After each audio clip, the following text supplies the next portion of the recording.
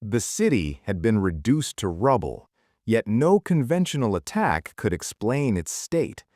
Buildings twisted at impossible angles, streets folded into themselves, and towers leaned against nothing as if gravity had forgotten them.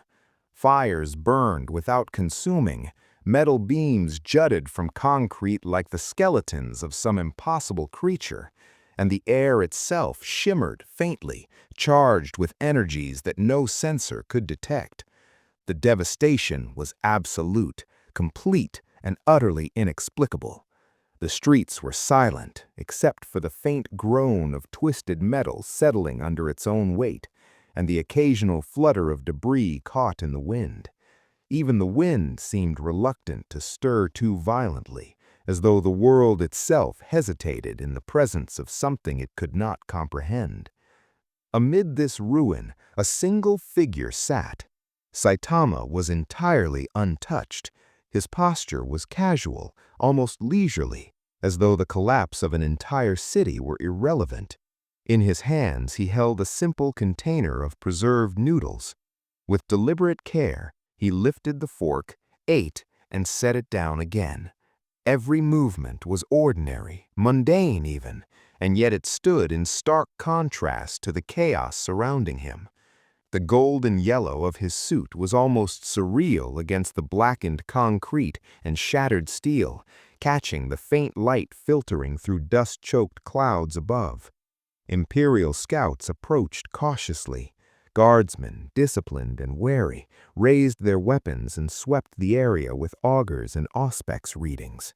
They expected psychic signatures, mutant presences, or some indication of hostile force. But there was nothing.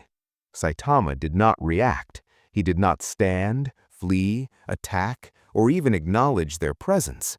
The air around him seemed untouched by fear or energy.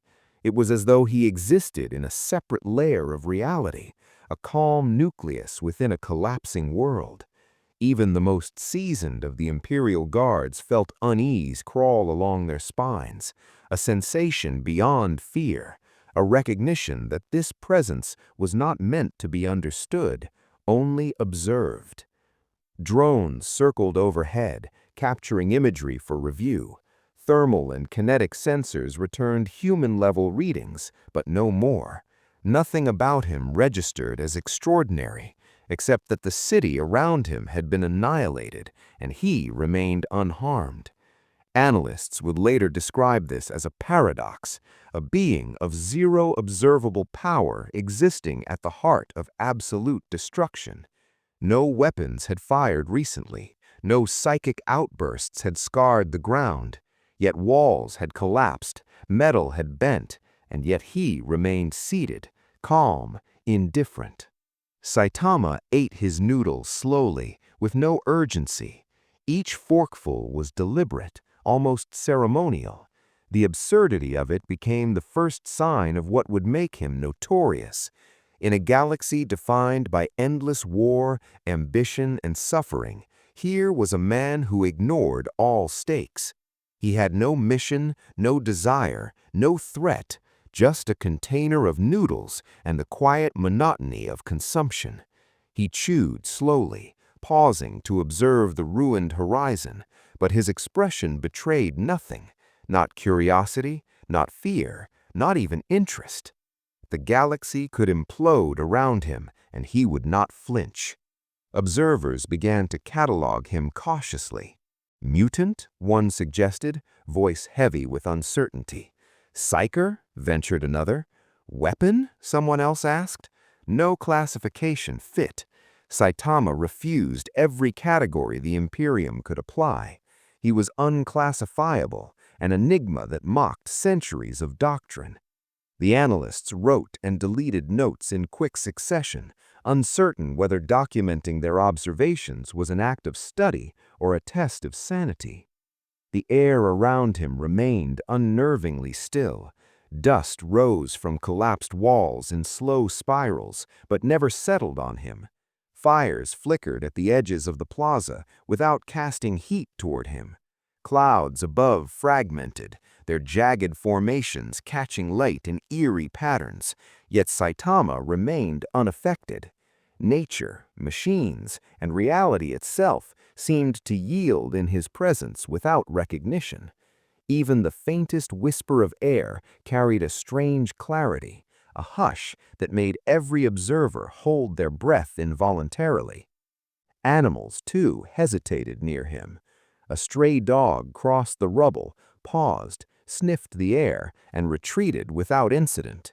Birds perched briefly on twisted metal, wings trembling, and then lifted into the sky, as if sensing the impossible neutrality emanating from him. A rat, scuttling through the cracks of a broken wall, froze for a moment, then scurried away in a straight line, leaving no trace that it had ever paused. Saitama lifted another forkful of noodles, chewing deliberately, and continued sitting. Observers' hearts weighed heavy with the absurdity, a man consuming a simple meal while the galaxy continued to burn around him. They saw walls that once were symbols of strength toppled, streets that carried millions reduced to jagged rubble, and entire districts flattened, yet he remained seated, unaffected. The rules of war, logic, and causality had no claim here. And yet, in his quiet presence, there was a strange sense of order. Nothing moved against him, yet nothing moved for him either. He existed, simply, and the universe, in its endless cycle of violence and despair, paused for no one, but perhaps to acknowledge the fact that he required nothing from it. Observers could feel it deep in their minds. This was no threat, no savior, no being to worship, but a constant, a singularity that existed outside all reason. Saitama gazed at the horizon, lifted his fork, and the faintest wind stirred, carrying ash and dust past him, unimpeded. The city had fallen, the galaxy had not noticed him, and he, entirely unconcerned, continued his meal, unhurried, untouched, and absolute in his indifference. The observers had retreated slightly, overwhelmed by the impossibility of Saitama. Every logical procedure faltered. Sensors, psychic scans, augur arrays, all returned null or contradictory results. He was a being of no measurable threat, yet the evidence of devastation implied some unseen force. It was as if the universe had paused, and all rules of cause and effect were suspended around him. Imperial analysts attempted to contextualize him. Psyker? Mutant? Weapon? Artifact? Every hypothesis failed. Saitama existed outside classification. He was a singularity, a constant that rendered expectation irrelevant. Nothing he did required explanation, and nothing he ignored could provoke consequence. Every instinct that had guided generations of soldiers and inquisitors alike failed here, replaced by a gnawing uncertainty. Minor chaos disturbances, small cultists attempting rituals, orc looters, and tyrannid scouting parties all encountered an invisible barrier of futility as Saitama passed nearby. Their efforts dissolved silently. The cultists' symbols burned briefly and vanished. The orcs tripped and stumbled in frustration. The tyrannids recoiled, unsure of what force denied them action. Saitama remained unconcerned. The galaxy's threats ended not through combat, but through the simple fact that his presence rendered them irrelevant. Even the warp itself seemed to recognize the anomaly. A faint ripple distorted the air, a shimmer of psychic potential that made the hairs on observers' necks rise. But Saitama did not flinch. No psychic pressure, no acknowledgement, no exertion. His calm was absolute. Where he sat, reality faltered silently. Where he moved, entropy paused.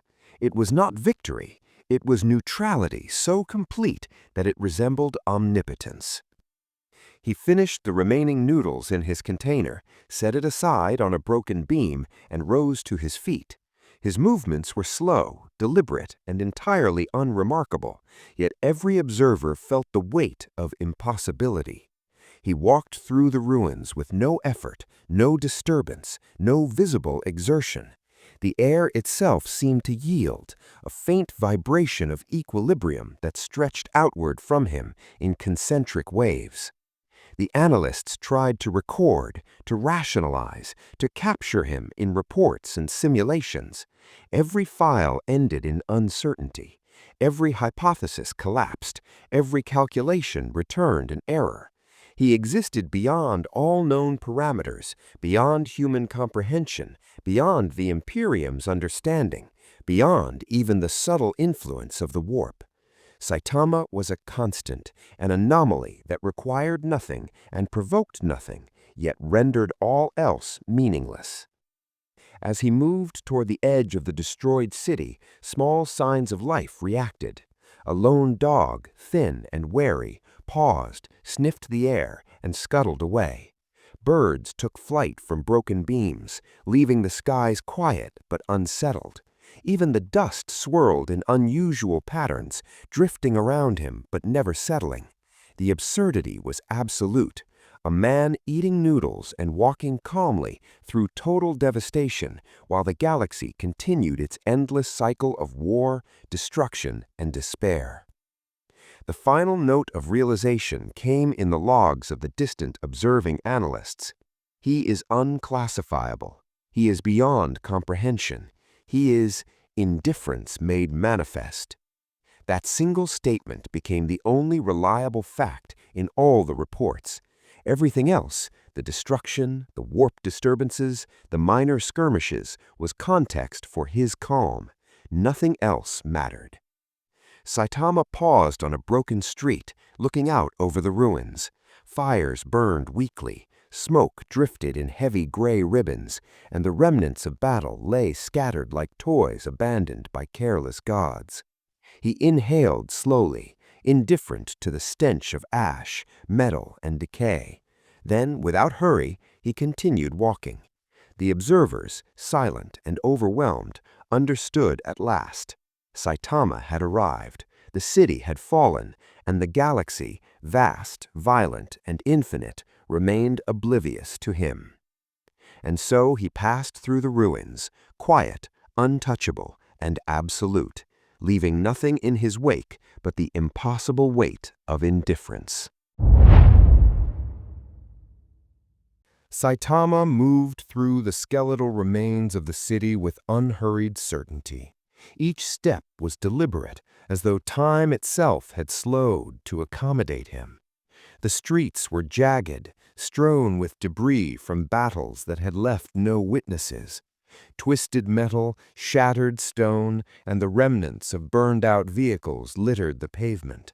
The silence was almost oppressive, broken only by the faint creak of unstable structures and the occasional whistle of wind through the fractured cityscape. Imperial observers had long since ceased any attempt at engagement. Saitama defied all logic and classification. Augurs, auspex readings, psychic scans, and even veteran human intuition returned nothing extraordinary. Analysts whispered to one another, "He is beyond understanding." And indeed, Saitama was a singular presence whose calm defied the devastation around him. He carried no weapons, bore no armor beyond his simple yellow suit, and yet he moved as though the very ruins respected his passage. He came upon a collapsed cathedral, its spires shattered and stained glass shattered across the rubble-strewn ground. Warp corruption lingered faintly in the air, a subtle twisting of light and shadow that made even seasoned observers uneasy. Yet Saitama did not flinch. Not a muscle twitched. The warp itself seemed uncertain how to respond, recoiling in neutrality. For a fleeting moment, the city felt frozen, as if even chaos waited to see what this man would do. Minor skirmishes erupted nearby. A group of chaos cultists attempted to reclaim a ruined building for ritual purposes. As Saitama passed, their symbols ignited briefly and then vanished into ash, leaving the cultists stunned and fleeing in incoherent panic. Orc looters, loud and brash, attempted to harass a small supply cache, but stumbled over debris that seemed to resist them. Tyrannid scouts, drawn by instinct to the scent of life, recoiled and withdrew without contact. None could interact with him. Saitama moved, unbothered, eating his noodles and observing nothing. At the center of the city, he paused atop a broken bridge. The shattered towers around him loomed like silent witnesses. Sunlight filtered through jagged clouds and debris, illuminating his yellow suit in stark contrast to the blackened ruins. He lifted another forkful of noodles, chewed slowly, deliberately, and set the fork down. Observers struggled to comprehend the absurdity, a simple, mundane act of eating in a galaxy consumed by war, horror, and ambition. Animals in the vicinity reacted instinctively. A stray cat froze, sniffed the air, and then retreated silently. Birds perched briefly on twisted beams, wings trembling, then took flight in cautious arcs. Even the faintest breath of wind avoided disturbing him directly, swirling around him in patterns that made it seem as if the city itself respected his space. Adalists struggled to rationalize what they were witnessing. Psyker? Mutant? Artifact of the warp? None fit. Saitama existed beyond doctrine, beyond calculation, beyond expectation. His presence rendered every law of warfare, physics, and causality irrelevant. Observers could feel it in their bones. He was neither hero nor villain, neither mortal nor god, yet his mere presence rewrote all logic. Saitama continued to move through the ruins. Each footstep was quiet, effortless, yet carried a weight that stretched outward invisibly, touching every observer, every creature, every unstable surface. The city had fallen. Entire districts were flattened or twisted. Fires smoldered. Smoke drifted through skeletal streets. And yet he passed through it all, as if none of it existed, leaving no trace beyond the faint echo of his calm. He reached the center of the city's largest collapsed structure, a massive complex of stone and steel. Saitama sat on a broken beam, retrieved another container of noodles from his pocket, and began eating. The act was deliberate, mundane, and profound in its simplicity. The galaxy's horrors, the warp distortions, minor skirmishes, shattered armies, faded into the background. Here was a man for whom nothing mattered, yet whose presence forced every observer to reconsider their understanding of reality. The silence around him became almost tangible. Fires flickered without heat, shadows stretched without pattern, and the slightest breeze carried ash past him as if cautious not to disturb him. Saitama finished his noodles, set the container aside, and arose. He walked slowly through the ruins, each footstep calm, deliberate, and untouched by the devastation surrounding him. The observers could only watch, awestruck and frustrated. No calculation could predict him, no doctrine could account for him, and no weapon could influence him. The city had fallen. The galaxy continued elsewhere, and yet here he moved, indifferent, unshaken, and absolute, a constant of calm in a universe that knew no mercy. Saitama continued through the skeletal remains of the city, unhurried, almost casual in his movements. Each step was deliberate, measured, and effortless, as though time itself had conspired to slow around him. The streets were littered with shattered concrete, twisted metal, and the remnants of battles long past. Fires smoldered intermittently, their smoke rising in thin, ghostly columns that curled toward the sky. The air carried the faint stench of ash and scorched steel, yet Saitama breathed as if it were a spring morning. Imperial observers attempted to document his path, but every instrument failed to register anything meaningful. Cameras, augers, psychic sensors all returned basic human readings, nothing extraordinary, yet the evidence of devastation suggested otherwise. Analysts whispered to each other, the words trembling in disbelief. "He is beyond comprehension." Their attempts to classify him, to rationalize him as mutant, psyker, or artifact, collapsed under the weight of his indifference. Saitama existed outside the frameworks of logic, power, and war. As he approached the remains of what had once been a bustling market district, minor incidents occurred around him. A chaos cultist, attempting a last-ditch ritual, had his symbols burn briefly and vanish, leaving him dazed and fleeing without understanding what had happened. Orc looters charged toward scattered supplies, only to trip and stumble over debris that seemed to shift subtly against them. A lone Tyranid scout, drawn instinctively to the presence of life, recoiled as if an unseen force warned it away. Each failure was silent, instantaneous, and entirely unobserved by Saitama. He walked onward, completely unconcerned. He paused on a cracked overpass, surveying the ruins of the city from above. Sunlight, filtered through dust-choked clouds, struck his yellow suit in sharp contrast to the blackened landscape. The scene was almost painterly in its devastation. Skeletal towers, shattered streets, and twisted vehicles stretching as far as the eye could see. And in the center of it all, Saitama reached for his noodles, lifting a forkful with deliberate slowness. He chewed carefully, savoring each bite, unaffected by the destruction surrounding him. The absurdity of it pierced the minds of observers. A man, eating noodles, untouched and indifferent amidst the remnants of a fallen city.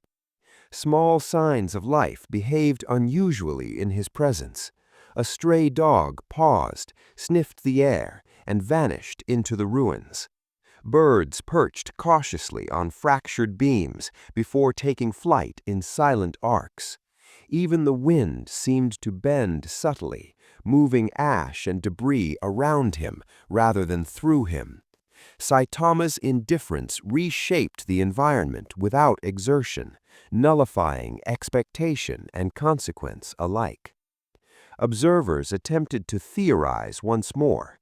Psyker, mutant, unknown weapon, artifact. All hypotheses failed, leaving only confusion and awe. He was neither mortal nor god, neither hero nor villain. His calmness was a force of its own, negating danger, negating chaos, and negating the very laws that bound the galaxy. Each of his movements seemed to whisper a quiet message. The universe existed, but it did not compel him to participate. Saitama finally arrived at the city's largest ruin, a massive complex of collapsed steel and concrete. He climbed onto a remaining beam, setting himself comfortably, and retrieved another container of noodles. He ate deliberately, savoring each bite, unaffected by the subtle tremors of collapsed structures around him. The observers noted that even the warp seemed quieter near him, hesitant, unsure how to respond to his presence. He finished his noodles and set the container aside. Rising, he walked through the ruins at the same calm, measured pace. Each step left no disturbance. Each glance passed without recognition. The city had fallen. The galaxy continued its endless cycle elsewhere. And yet here he walked, calm, absolute, and untouchable, a singular constant in a universe of unending war and chaos. Those who watched understood at last that Saitama's presence rendered all else meaningless. No calculation could predict him, no battle could challenge him, and no doctrine could contain him. The ruins, the minor skirmishes, the warp, and the observers themselves all existed around him, but had no effect upon him. In the end, he was not a participant, not a hero, not a god. He was a force of indifference, absolute and immutable, walking quietly through a galaxy that had not noticed him. Saitama moved through the remnants of the city with the same calm detachment as before. The ruins stretched endlessly, a labyrinth of collapsed buildings, scorched streets, and shattered vehicles. Smoke lingered in pockets, curling lazily into the sky, while the distant echoes of unobserved skirmishes carried faintly across the broken landscape. Yet all of this, the chaos, the destruction, the subtle whispers of the warp, seemed irrelevant to him. He walked, and the world adjusted around his indifference. Imperial analysts, stationed at a safe distance, attempted once again to classify him. Notes were taken, revised, and discarded in frustration. He could not be a mutant. No abnormal physiology registered, no psychic presence flared. He could not be a psyker. The warp recoiled without recognition, leaving no signature. He could not be a weapon, at least not in any traditional sense. Every known metric failed to provide an explanation. In the logs, the phrase classification failure, anomaly beyond comprehension, was repeated again and again. Saitama paused beside the remains of what had once been a fortified barracks. Dust spiraled from collapsed walls, wind shifted in unnatural eddies, and debris seemed to arrange itself to leave his path unobstructed. He retrieved another small portion of noodles, lifted the fork, and ate, chewing slowly, deliberately. The observers documented every moment, yet none of it made sense. A being entirely mundane in action, entirely extraordinary in effect. From the distant vantage of a ruined tower, an analyst spoke into a vox link. He remains passive. He does not flee, he does not attack, and he does not respond to any stimulus. Every attempt to provoke a reaction has failed. Recommendation: classify as unaccessible. Another analyst shivered and added, "He is indifferent to all parameters of reality we can measure. Our doctrines, our instruments, they cannot contain him." Minor incidents occurred as they always did. A stray orc, emboldened by absence of threat, approached a destroyed supply cache, only to trip over debris and retreat in confusion. Tyrannid scouting units, drawn instinctively to life, recoiled and disappeared into the shadows. Chaos cultists, attempting rituals, found their efforts collapsing mid-incantation, symbols burning away like ash. Saitama did not notice, did not care, and did not intervene. The galaxy's machinery of war and horror failed entirely to register his presence as significant. Analysts debated endlessly. Psyker, one offered. Impossible. He emits no psychic signature. Mutant, another suggested. Physiology appears human. Weapon? Yet nothing fit.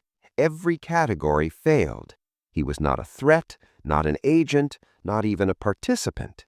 Saitama existed as a constant, untouchable, immovable, and utterly unclassifiable. As he continued walking, a faint whisper of reality seemed to bend around him. Dust floated in slow spirals, flames licked the edges of rubble without spreading, and light shifted subtly through broken windows and collapsed walls. Observers noted that the warp itself seemed hesitant, unsure how to engage with him. He was not defying it, he simply ignored it, and in that ignorance, the galaxy's most terrifying forces faltered. Saitama stopped briefly on a cracked street, surveying the ruined horizon. The enormity of destruction stretched for miles, yet he remained calm, unaffected, and ordinary in all measurable ways. The absurdity was complete. A man eating noodles, walking through total devastation, entirely unconcerned by the horrors that would shatter anyone else's mind. Every observation made by the analysts returned the same conclusion. This presence could not be understood, could not be measured, and could not be controlled. He resumed walking, and the city adjusted in quiet acknowledgment of his presence. Dust shifted, shadows lengthened and bent, and minor tremors in the ground ceased as he passed. He left no mark, made no noise, and caused no reaction beyond the subtle negation of expectation itself.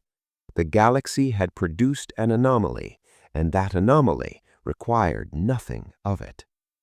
Even the distant skies seemed to pause, dark clouds forming irregular shapes that mirrored the fractures below. Sunlight filtered through in sharp, jagged beams, illuminating him as he moved with calm inevitability. And still, he continued to eat his noodles, a simple, mundane act amidst a backdrop of incomprehensible destruction. The analysts, recording their findings, finally conceded. All attempts at classification fail. He exists outside all parameters. Any designation is meaningless. He is simply present. In that moment, it became clear. Saitama's existence could not be reconciled with the galaxy's laws. He was an enigma, a singular constant, and the observers understood only one truth. Whatever else happened in this city, he was entirely unaffected, entirely indifferent, and utterly beyond comprehension. Saitama continued moving through the ruined city, each step slow, deliberate, and entirely unconcerned with the devastation around him. Buildings leaned precariously, streets were fractured and scorched, and fires smoldered in pockets of rubble. The distant echoes of conflict, the crack of weapons, the low hum of warp energies were all present, yet he walked as though the world were merely scenery to his journey. Imperial analysts tried to maintain observation, recording every detail, scanning with augers, auspex, and psychic instruments. Nothing registered. No power, no anomaly, no threat. The readings confirmed only what was already visually apparent. Saitama existed outside all measurable parameters. Their logs filled with repeated phrases of frustration. Unclassifiable, beyond comprehension, requires no interaction, provokes no response. Each attempt at categorization collapsed under the weight of his indifference. Minor entities interacted with him indirectly. A chaos cultist attempted to perform a ritual in the shadow of a broken tower. Symbols flared briefly, flames licking the air, then vanished. The cultist, aghast and panicked, fled without further action. An orc looter, charging impulsively toward a ruined supply cache, stumbled over debris and retreated, grumbling incoherently. Tyrannid scouts, drawn by instinct, recoiled and disappeared into the broken streets. Nothing in the galaxy could engage him. Saitama did not notice. Saitama did not care. Observational teams attempted to theorize once more.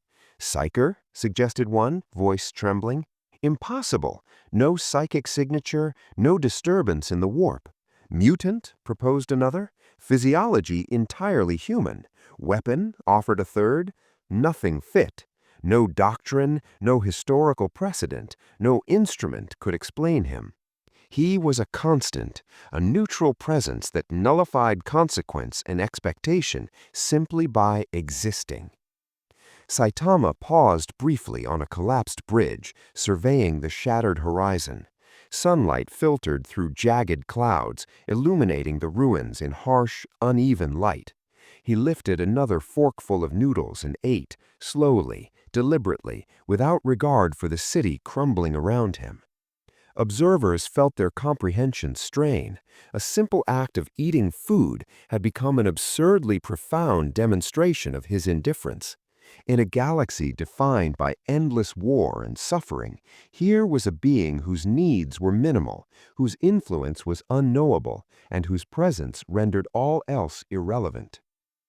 Animals and smaller life forms behaved in strange accordance with his indifference. A stray cat froze, sniffed, and retreated without incident. Birds perched cautiously on twisted metal before lifting silently into the sky. Dust, ash, and smoke swirled around him but never touched. Even the winds of the city seemed to navigate cautiously, as if the environment instinctively respected his neutrality. Analysts began to record another crucial observation. Even the warp hesitated near him. Subtle distortions, normally responsive to psychic presence, withdrew or flattened. Attempts to measure energy flux, psychic resonance, or potential latent power returned null results. He was untouchable, unprovoked, and unmeasured. No weapon, no ritual, no spell, no doctrine could assert influence upon him. He resumed his slow march through the ruins. Each movement echoed silently across the fractured city, a rhythm of calm defying the surrounding chaos. The observers, exhausted and awed, noted that every conceivable test, every known principle, and every measure of influence failed to register in his presence. He existed outside the galaxy's frameworks of power, law, and consequence. The city had fallen. Fires smoldered, walls were reduced to ash and twisted steel, and distant echoes of war drifted through the broken streets. And yet he walked, ate and observed, untouched and indifferent. The galaxy's most devastating forces, the warp, chaos, orcs, tyranids, and even imperial records of history were irrelevant to him. As he reached the edge of a collapsed plaza, observers finally documented the only true fact about him. Saitama required nothing. He provoked nothing. He existed. And in that simple, unavoidable truth, the analysts understood the depth of their own powerlessness. Nothing could define him. Nothing could influence him. And nothing in the galaxy could make him anything other than what he already was, an unmeasurable constant, quietly walking through a world that had not noticed his existence. Saitama moved steadily through the fractured cityscape, unhurried and entirely indifferent to the devastation around him. Streets were jagged and uneven, filled with the debris of collapsed buildings and the twisted remnants of vehicles. Fires burned weakly in piles of rubble, their smoke curling into the thick, dust-choked sky. The distant echoes of combat, an orc warband clashing with scavengers, a minor chaos cultist skirmish, reached him like whispers through a storm. Yet he continued walking, completely untouched and unaware. Imperial observers, stationed on high vantage points, attempted to document every anomaly. The patterns were consistent. Where Saitama moved, violence dissipated or failed entirely. Minor chaos cults, eager to assert control over ruined districts, found their rituals interrupted in impossible ways.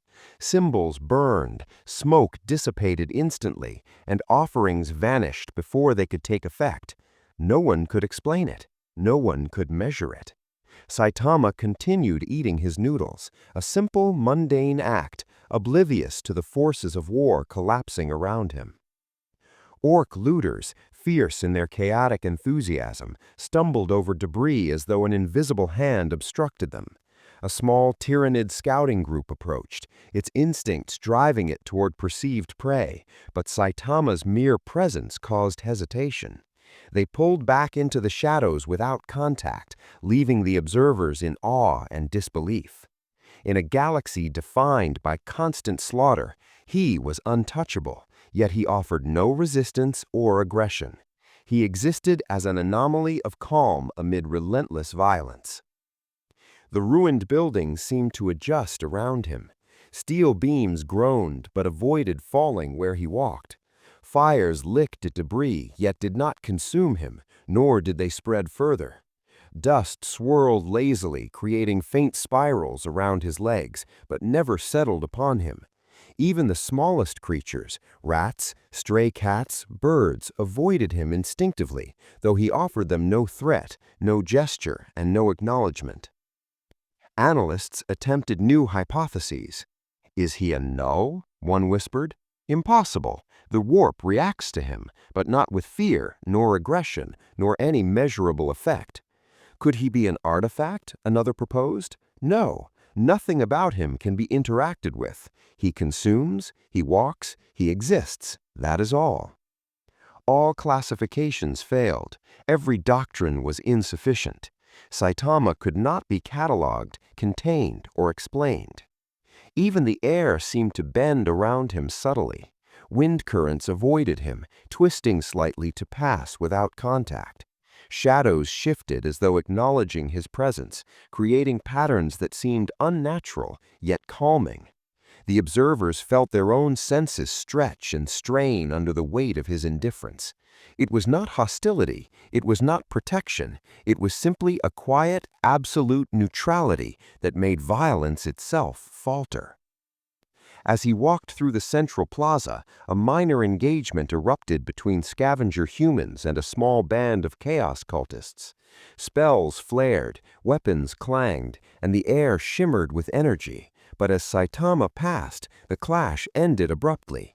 Symbols melted away, bullets clattered harmlessly to the ground, and the combatants froze in confusion before fleeing. No force could confront him, and no resistance mattered. Violence itself became irrelevant in his presence. He paused briefly near a ruined fountain, a pool of stagnant, blackened water reflecting the twisted sky. Saitama lifted a small container of noodles, ate carefully, and continued onward. Each bite was deliberate, an almost ceremonial observance of normalcy amidst complete devastation. Observers, recording every motion, realized with dawning horror that he neither feared nor engaged with the violence surrounding him. He was an island of calm in a galaxy defined by war. Even the warp seemed hesitant. Faint ripples of psychic energy recoiled subtly when he approached, as if unsure whether to influence or acknowledge him. The energies flattened, dulled, and refracted around him. He did not notice, nor did he act. The galaxy's horrors failed, not because he fought them, but because he existed and ignored them. Saitama continued through the city, walking past the echoes of battle and ritual, eating slowly and observing nothing. Every observer understood the pattern. Wherever he went, existential threats dissipated, diminished, or ceased entirely. No victory, no loss, no engagement occurred in his wake. The galaxy could rage, burn, and collapse around him. He would not notice, he would not care. And in that simple truth lay the impossible power of indifference. Saitama continued through the ruined streets, his movements steady, deliberate, and completely unperturbed by the destruction around him. The city lay in ruins. Jagged towers leaned precariously, streets were cracked and littered with debris, and the occasional fire smoldered, releasing gray smoke that drifted lazily into the sky.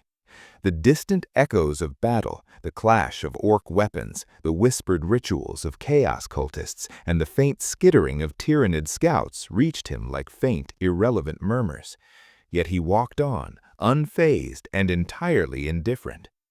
Imperial observers attempted to catalog the events, documenting the way violence failed to register in his presence.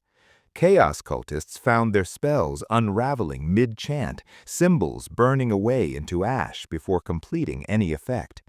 Orcs, in their brash enthusiasm, tripped over debris or collided with one another, their attempts at aggression dissipating into futility.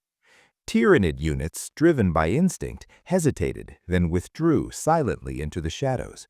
All of these incidents were recorded meticulously, yet Saitama continued his slow, deliberate movements, lifting a forkful of noodles as he passed through each tableau of collapsed combat.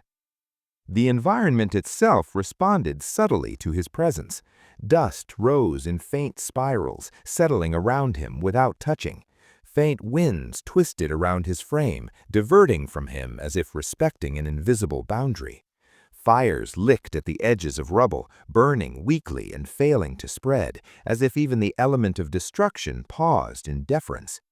Every observer, from distant towers and shattered windows, felt the weight of impossible calm radiating outward, a constant neutrality that nullified danger without aggression. Analysts debated new theories. Could he be a psychic no? One asked, voice trembling.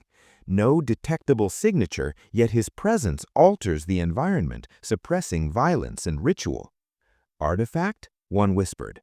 No, nothing about him can be interacted with. He moves, eats, exists, and that is all. Every attempt at classification failed. Doctrine, science, and instinct could not comprehend him.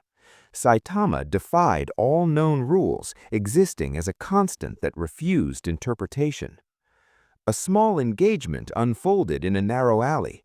Human scavengers, desperate for supplies, confronted a band of minor chaos cultists. Weapons fired, spells flared, and the air hummed with energy. As Saitama approached, the confrontation ended without explanation.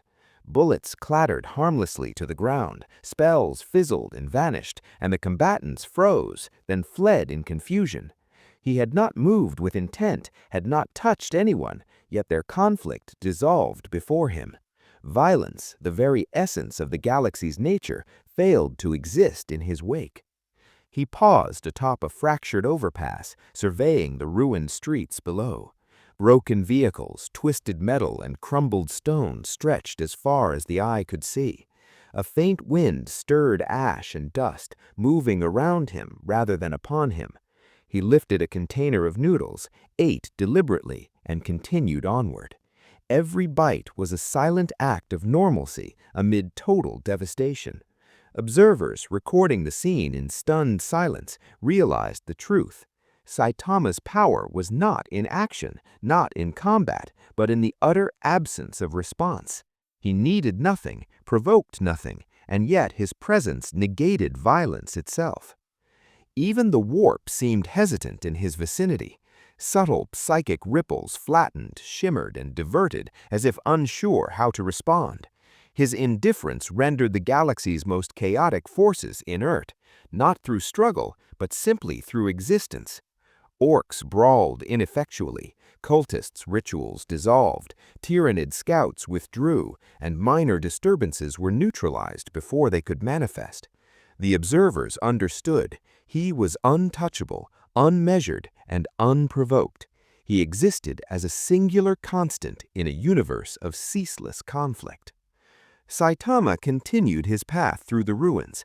Each step left no mark, caused no disturbance, and reshaped nothing beyond the subtle nullification of violence.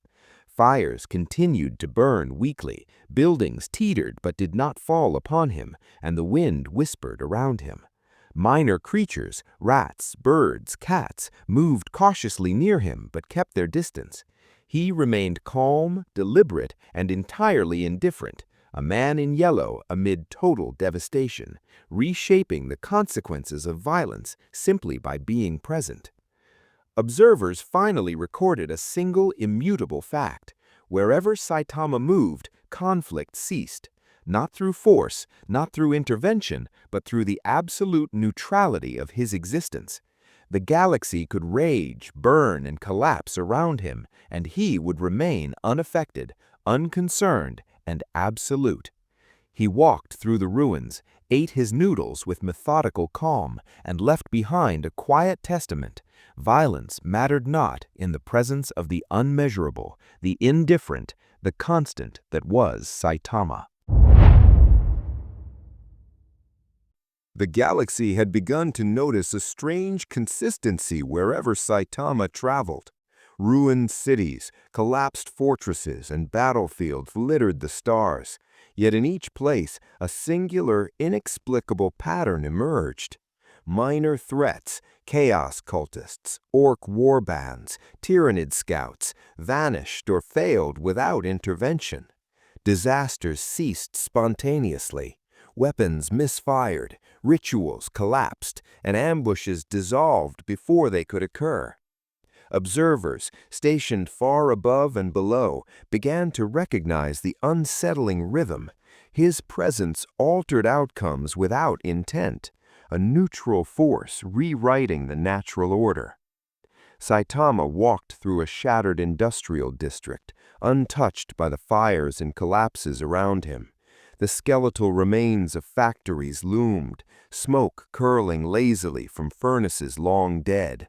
The faint hum of residual warp energy lingered in the air, yet it bent subtly around him. He carried a small container of noodles, lifting the fork with deliberate care. Each bite was an island of mundane normalcy amidst incomprehensible devastation. For a man who could end any threat with a single strike, his focus remained trivial, almost comical: nourishment and movement. Observers, both human and machine, noted the repeating patterns. In every ruined city, the same anomalies occurred. Minor chaos rites would fail, Xenos incursions would fizzle, and skirmishes would resolve without casualties. Nothing directly involved him, yet outcomes shifted inexplicably. Analysts compiled reports, cross-referenced ruins, and compared incidents. Every record concluded with the same chilling acknowledgement: wherever he appeared, predictable chaos became impossible. He paused on a fractured overpass, surveying the horizon where smoke and fire wove together in a tapestry of ruin.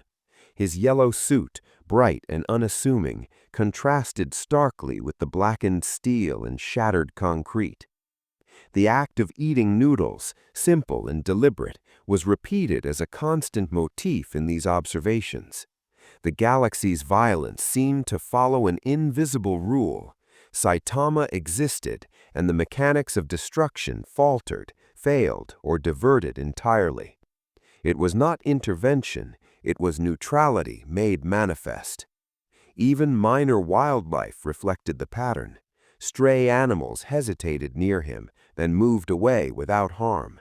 Birds perched briefly on broken beams, then lifted silently. Rodents froze and retreated into cracks. Not out of fear, not out of respect, but from an instinctual recognition of futility. Nature, like war, adapted to him without contact. His calm imposed itself on the universe, bending events around the simple fact of his presence. Analysts attempted new terminology: null agent, passive anomaly, constant variable. None captured the truth. Saitama required nothing, provoked nothing, and yet everywhere he moved, events conformed to a pattern beyond comprehension. Predictable chaos no longer existed in his vicinity. Minor battles resolved themselves, disasters ceased, and the galaxy, ever violent, ever war-torn, paused, quietly, for a presence that demanded no attention.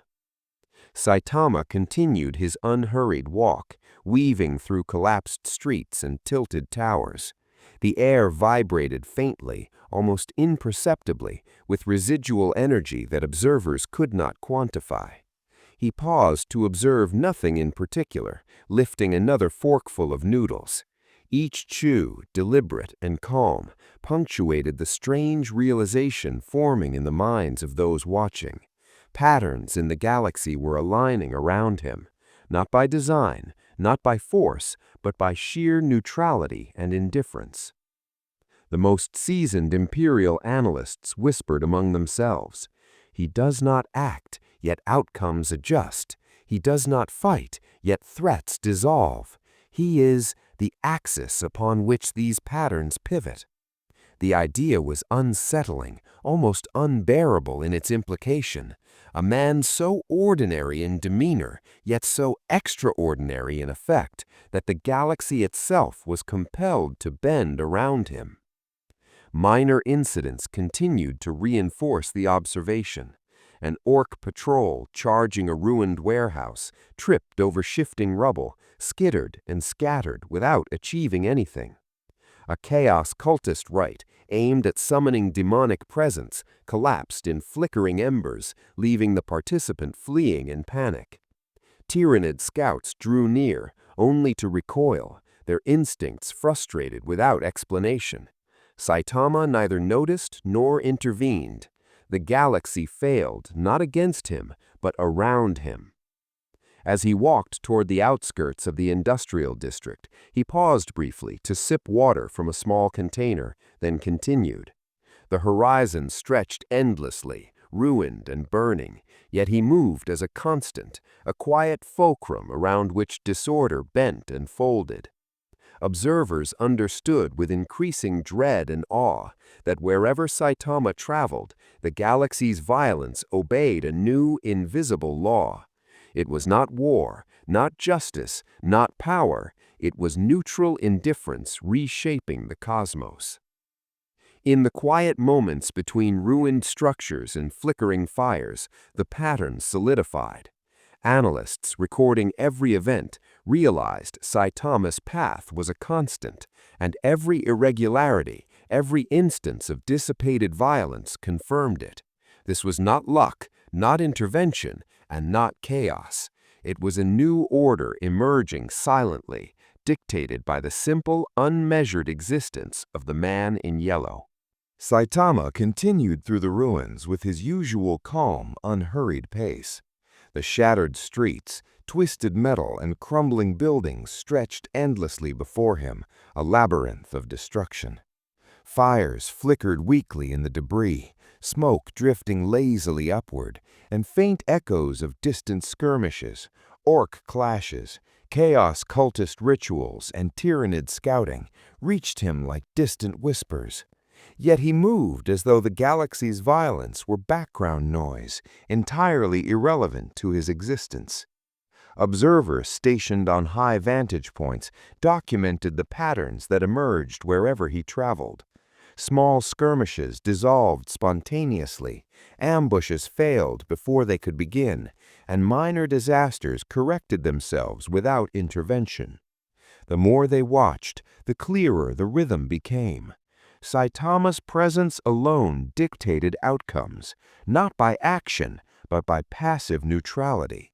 Violence and chaos, constants of the galaxy, faltered as if obeying an invisible law anchored solely by him. He walked through a district of collapsed factories and warehouses. The skeletal structures groaned under their own weight, yet no debris fell upon him. Dust and ash swirled around him in delicate spirals, yet avoided his frame. Fires burned in broken furnaces, weak and hesitant, constrained by the unseen force of his presence. Saitama retrieved a container of noodles from his pocket, lifted the fork slowly, and ate deliberately. Each bite, mundane and ordinary, punctuated the extraordinary effect of his existence. The galaxy's patterns adjusted quietly, silently, without anyone or anything intervening. Minor life forms reacted instinctively.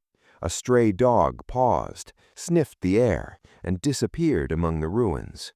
Birds perched briefly on fractured beams, wings trembling, before lifting silently into the gray sky. Rodents froze, then vanished into crevices.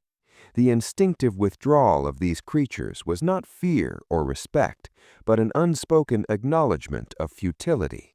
Saitama's neutrality dictated the flow of life and conflict alike, bending the environment around him without effort. Analysts, exhausted from their observations, attempted new theories.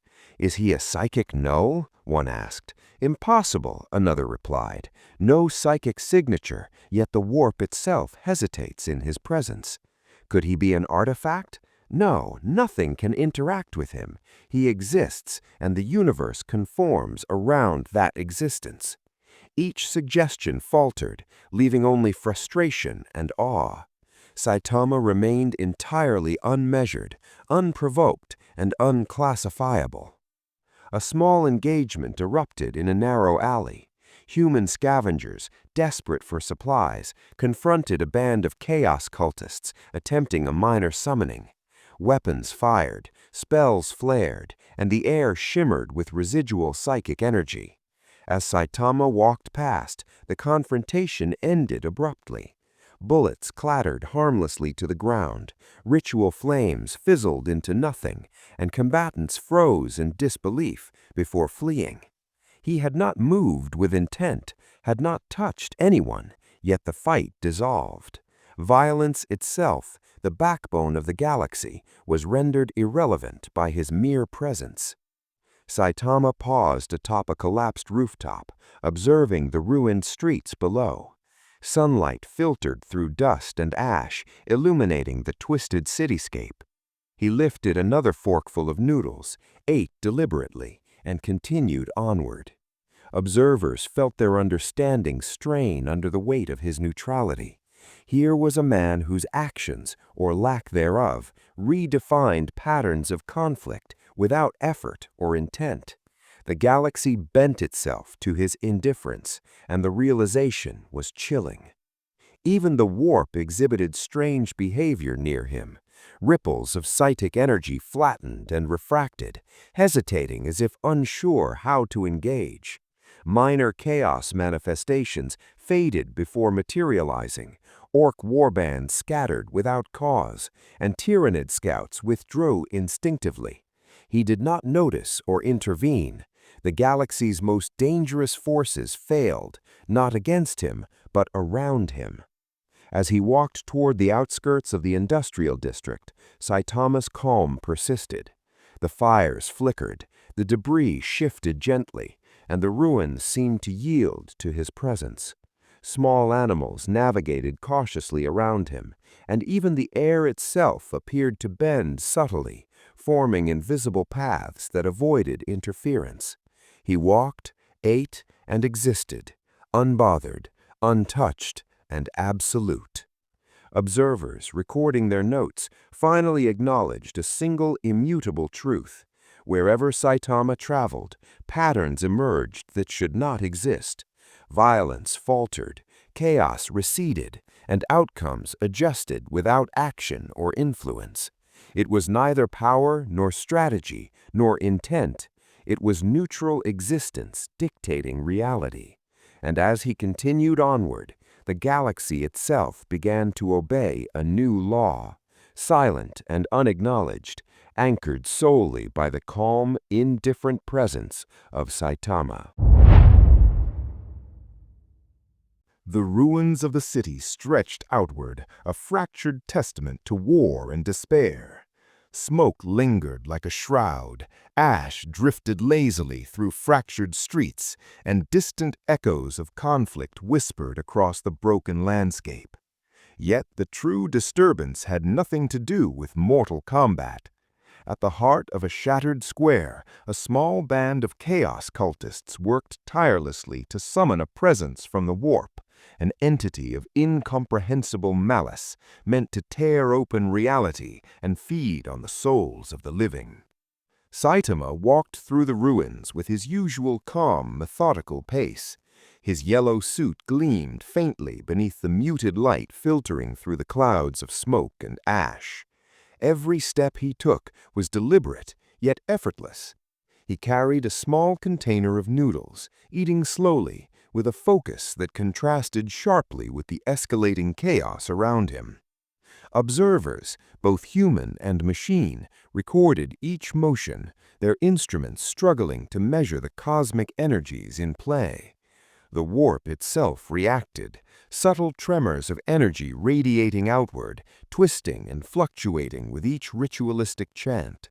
Shadows bent unnaturally, the air shimmered, and space seemed to breathe around the circle. A faint, almost imperceptible hum emanated from the fabric of reality, growing louder with each incantation. Yet, as Saitama approached, this energy twisted differently. Ripples of raw psychic force recoiled and bent around him, as if the universe recognized an anomaly that could not be touched or influenced. Chaos cultists chanted with fervor, blood symbols burning faintly in the ruined square. Their summoning attempted to manifest a demonic presence, tentacles of shadow, whispering intellect, and malevolent energy reaching toward reality. But as Saitama drew closer, the summoning failed to solidify. Symbols smoldered and faded, firelight flickered and vanished, and the warp itself seemed to hesitate, uncertain how to proceed. The presence that should have erupted in terrifying glory wavered and collapsed, leaving only a faint distortion in the air. Observers documented the phenomenon with growing unease. Psychic instruments fluctuated wildly, unable to provide consistent readings. Augurs indicated energy spikes, then sudden nullifications, followed by impossible calm. The chaos of the warp was being rewritten silently by a force that required no action, no intent, and no will, simply the presence of Saitama. Analysts whispered to one another, "It does not react. It does not engage, yet the warp falters. We cannot measure it. We cannot classify it." Minor manifestations of the warp struggled to form around him. Faint shadowed shapes attempted to manifest at the edges of perception, only to vanish before completion. Tendrils of psychic energy that might have snatched life or warped minds folded in on themselves, leaving empty echoes of their existence. Even the most experienced inquisitors could not comprehend the phenomenon. Here was a being whose indifference nullified the very mechanisms of horror. Saitama continued walking, forkful of noodles lifted, chewing carefully. Fires that should have roared higher died down. Symbols that should have held power faded to ash. The warp, a sea of chaotic energy capable of reshaping reality, seemed unsure how to function in his vicinity. He moved as though through a normal city, while the most dangerous metaphysical forces in the galaxy failed utterly to register his existence. The cultists grew frantic, their chants escalating in desperation.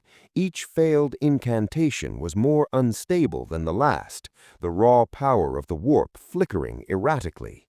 They could not understand why their calculations, rituals, and preparations were impotent. It was not interference, it was not countermeasure, it was neutralization by mere presence. Saitama, eating and walking slowly, remained the center of a storm that had no purchase on him, an anomaly beyond even the most abstruse measurements of reality. Observers, through strained instruments and psychic feedback, noted the paradox. The more the warp attempted to assert itself, the more it was repelled. Space warped and twisted, but only in minor, localized distortions, never affecting Saitama. The anomaly was not active, aggressive, or defensive. It simply existed. And in that simple act, it made the galaxy's most horrific power ineffective. As Saitama moved past the ritual site, the warp seemed to recede slightly, collapsing the potential of horror into stillness. Shadows lengthened, then straightened unnaturally. The faint hum of psychic energy dimmed. The ritual, painstakingly prepared, had failed utterly. Observers could do nothing but record, their instruments and calculations incapable of comprehending what had just occurred. Saitama, indifferent as ever, continued to eat, unhurried and untouchable amidst the failing horrors of the warp. Saitama continued through the ruined square with deliberate calm, seemingly unaffected by the subtle distortions of reality around him. The warp, a chaotic sea of psychic energy, twisted and coiled, seeking an outlet for its immense power, yet faltered entirely in his presence. Tentative shadow forms attempted to solidify, whispers of alien intellect pressed against the boundaries of existence, but each effort dissolved into nothing. Observers, stationed on distant rooftops and in hidden vantage points, struggled to document the impossible. The very forces of chaos could not touch him. The chaos cultists, frantically chanting, tried to reinforce their summoning. Blood symbols glimmered faintly, Candles flickered in futile rhythm, and the air thickened with psychic pressure. But Saitama's presence alone deflected every disturbance. Energy ripples recoiled subtly, folding in on themselves. Flares of dark warp energy vanished mid-form. Every entity meant to manifest as horror or torment failed, their attempts nullified not by force, but by the simple constancy of his indifferent existence. Inquisitorial observers documented the event with growing fear and fascination. Augur readings fluctuated wildly. Psychic instruments oscillated between spikes and voids. Every attempt to predict the warp's behavior was rendered meaningless. Analysts whispered to one another, "It does not act, yet the warp is constrained. It is not fighting it, it is not engaging it, it simply exists, and everything else fails." The realization was profound. Saitama's neutrality was an unstoppable force, even against entities that were otherwise beyond comprehension. The summoned entity, a monstrous configuration of tentacles, eyes, and whispering intellect, began to coalesce at the center of the circle. Its presence would have shattered lesser minds, warped reality, and torn the city asunder. Yet as Saitama walked nearby, it hesitated, then disintegrated into a faint shimmer before it ever fully formed. The warp recoiled, leaving a fragile calm in its wake, an unnatural stillness that was both terrifying and incomprehensible. Observers recorded notes frantically. Horror fails to manifest, warp energy collapses passively, entity unformed, presence is absolute. Saitama, oblivious to the cosmic spectacle, lifted a forkful of noodles and ate with slow precision. He stepped over shards of broken stone, shards that could have been sharp enough to wound a normal man, and continued onward. The warp ripples followed him at a distance, bending, folding, and ultimately fading into neutrality. It was as though the universe itself recognized an anomaly it could not control, a constant that required no acknowledgement but demanded complete recalibration of its own laws. Minor entities nearby reflected the effect. A stray cat paused mid-step, then retreated. Birds hovered uncertainly before lifting silently. Shadows twisted unnaturally to accommodate his passage. Even the air seemed to move around him rather than upon him, as though reality itself respected the limits imposed by his presence. Observers were left only with awe and dread. The galaxy's most chaotic and dangerous forces had no purchase on him. The cultists, now panicking, tried desperate improvisations. They shouted, flailed, and attempted additional rituals, yet the warp continued to resist. Energy that should have ripped open space folded upon itself. Flames sputtered and extinguished.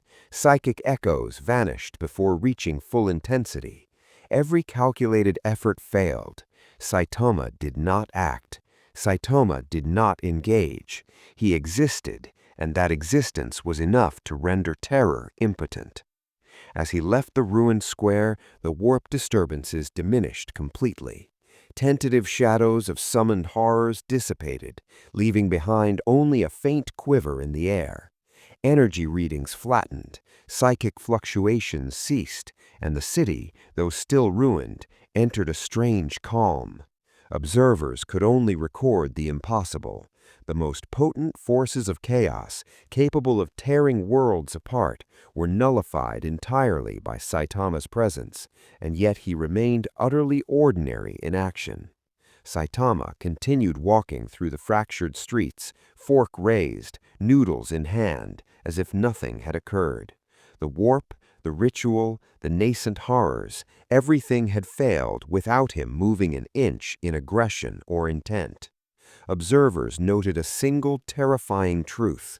Saitama was untouchable, unmeasured, and indifferent to the most destructive forces in existence. His calm alone reshaped reality, and as he disappeared into the ruins beyond, the warp settled, unsure if it had even been tested. leaving a city marked not by horror, but by the quiet impossibility of his presence. The remnants of the city lay silent, the smoke from burned-out buildings curling lazily into the gray sky. Yet this silence was deceptive, for beneath it, the warp itself quivered in uncertainty. Wherever Saitama moved, the very fabric of existence responded with hesitation.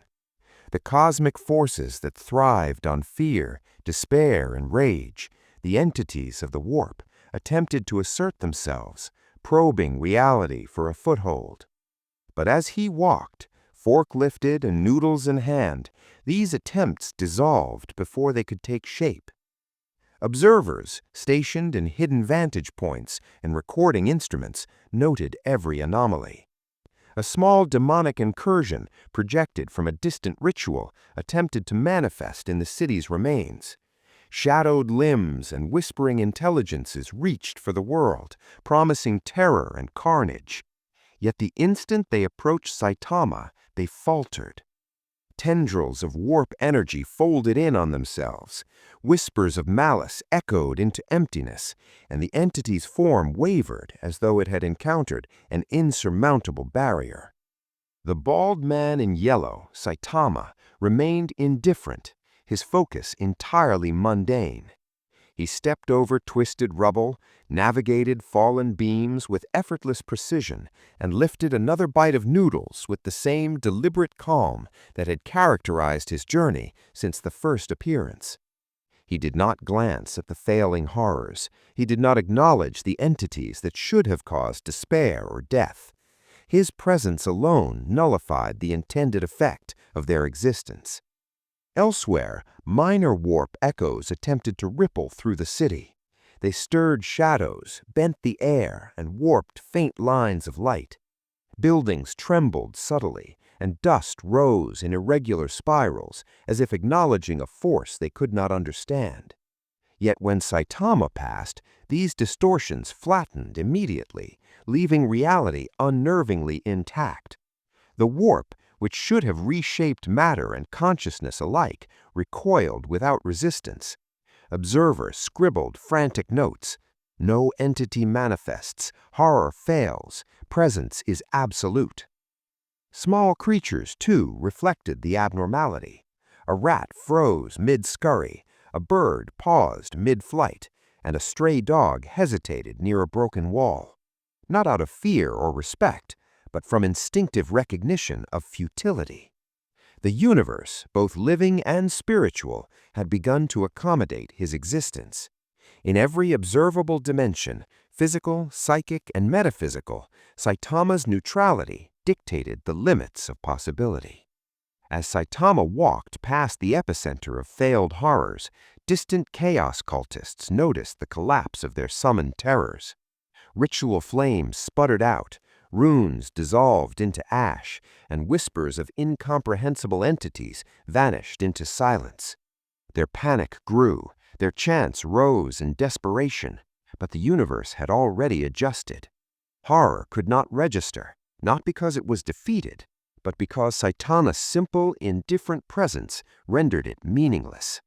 He needed nothing, wanted nothing, and in turn nullified all things that thrived on desire, fear, or conflict. Observers struggled to interpret the phenomenon. It is not banishment, it is not combat, it is inaction, one whispered. But inaction here is a force stronger than any spell, weapon, or psychic might, another replied. The realization was terrifying. Saitama did not engage, he did not challenge, he simply existed, and the most potent sources of horror in the galaxy could not register him, could not interact with him, could not function meaningfully in his presence. Even the warp itself exhibited peculiar behavior. Energy that should have surged with malevolent intent recoiled, twisted, and flattened without cause. Faint ripples in space-time, remnants of long-past demonic summoning, paused and reshaped themselves around him. He walked calmly through these distortions, unbothered, utterly neutral, and completely indifferent. The most terrifying manifestations imaginable, entities that could warp reality and drive humans to madness, ceased to exist whenever he moved within their radius. Saitama paused briefly atop a pile of debris, fork raised, noodles lifted to his mouth, eyes fixed on nothing in particular. The city's ruins stretched endlessly, but the most potent forces of terror had been neutralized without a single confrontation. Observers recorded every minute detail, the hum of instruments blending with the faint echoes of the warp. And in that silence, it became unmistakable. In a universe designed to terrify and destroy, horror could not register against him. He existed, and that alone was enough to render the most malignant forces impotent.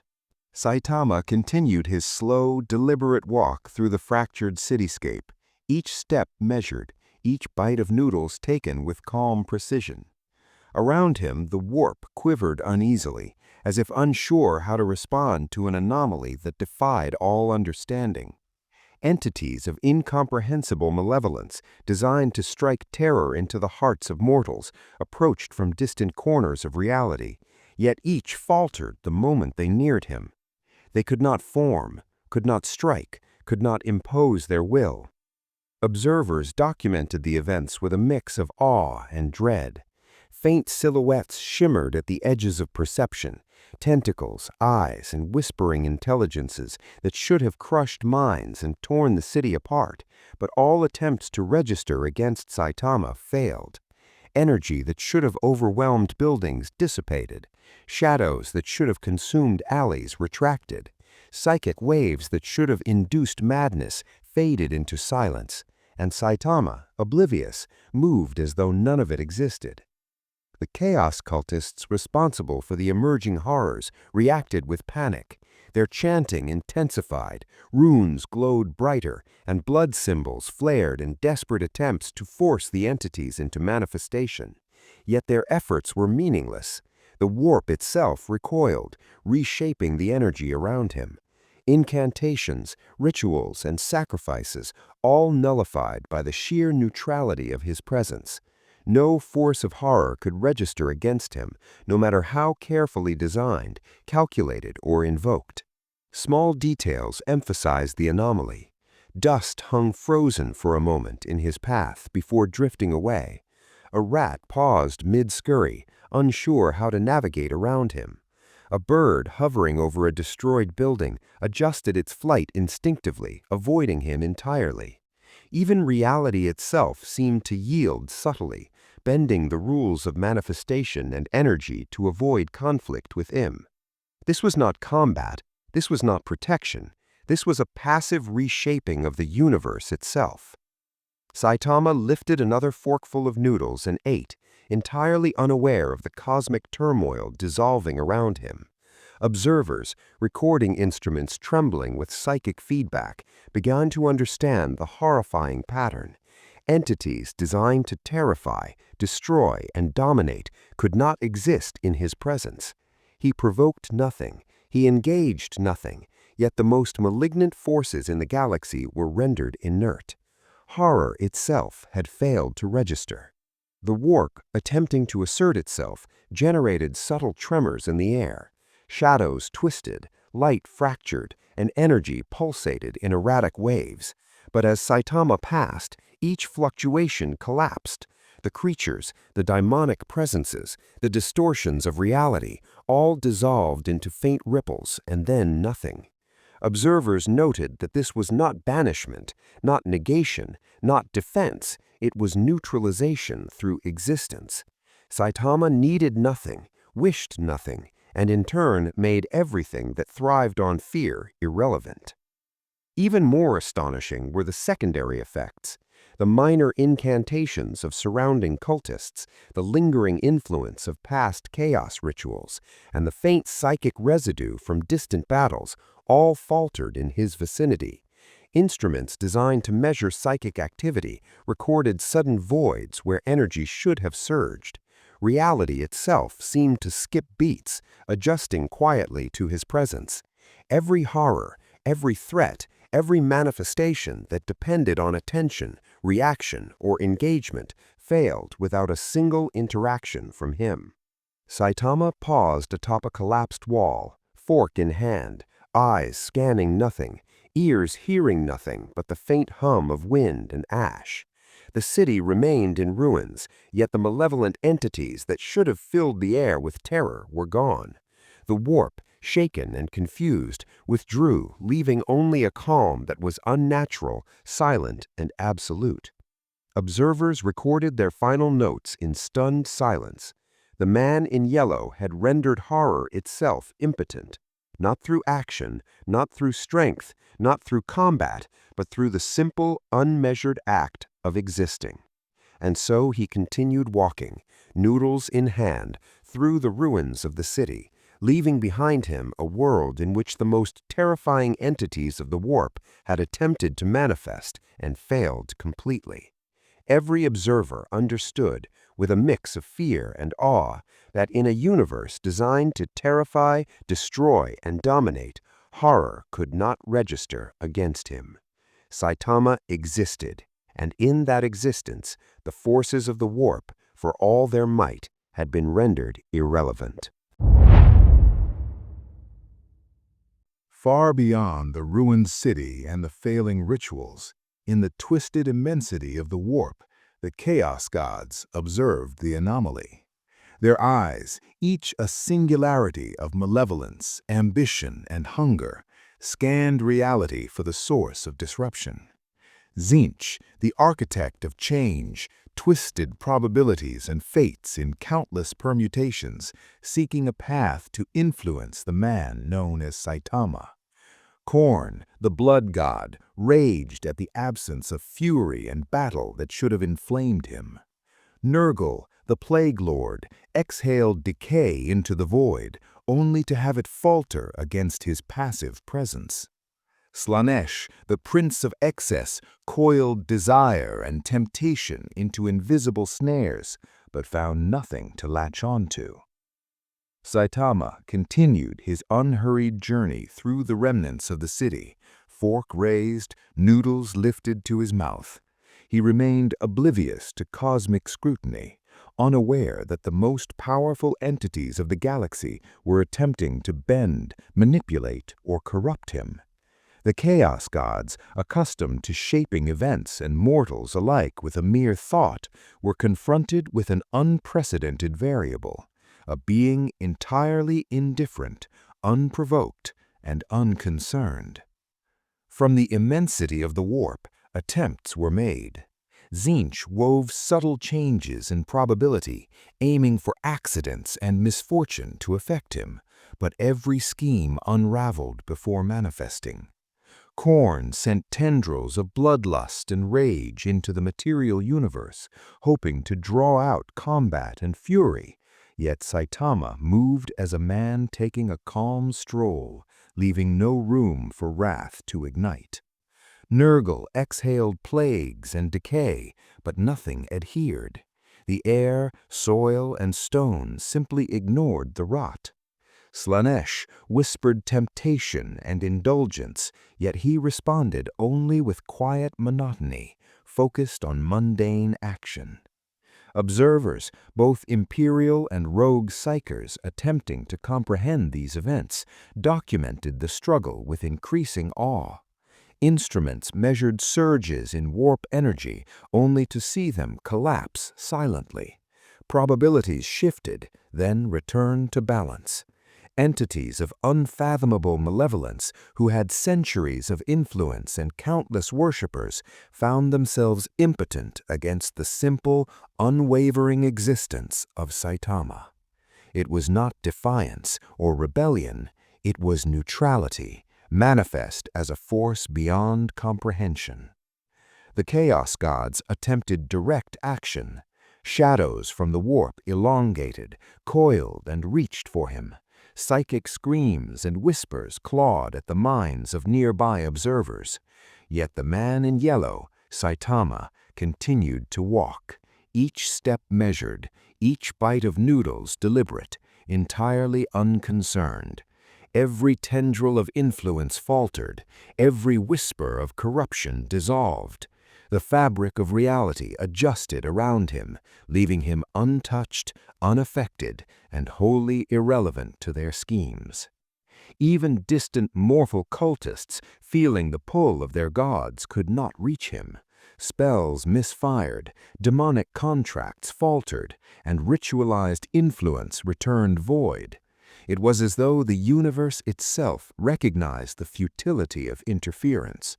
Saitama did not act, did not resist, did not challenge, yet every attempt at control, every act of divine or cosmic manipulation failed utterly. From atop a fractured tower, an inquisitor observing the scene murmured, "It is not power, it is not combat, it is presence. A presence that cannot be measured, cannot be influenced, cannot be touched." Instruments recorded surges of impossibility, warp energy bending back upon itself, probability waves folding, psychic echoes disintegrating mid-formation. Saitama's mundane actions, eating, walking, observing nothing in particular, nullified the effects of gods, demons, and warp entities alike. As he moved past the ruins, the Chaos Gods withdrew, frustrated, recalibrating their expectations. They had faced mortals, heroes, and entire worlds before, but none had been so impervious, so utterly indifferent. He required nothing, feared nothing, desired nothing, and in that void of interest he became untouchable. Their vast schemes, their manipulations, their will to dominate, all collapsed silently, unrecorded by any observer but for the subtle quivering of the warp in recognition of an anomaly beyond control. Saitama paused briefly to sip water from a small container, fork still raised, noodles in hand. The warp rippled faintly, then stilled, failing to register any meaningful influence. The Chaos Gods, infinite in reach and ambition, had no purchase.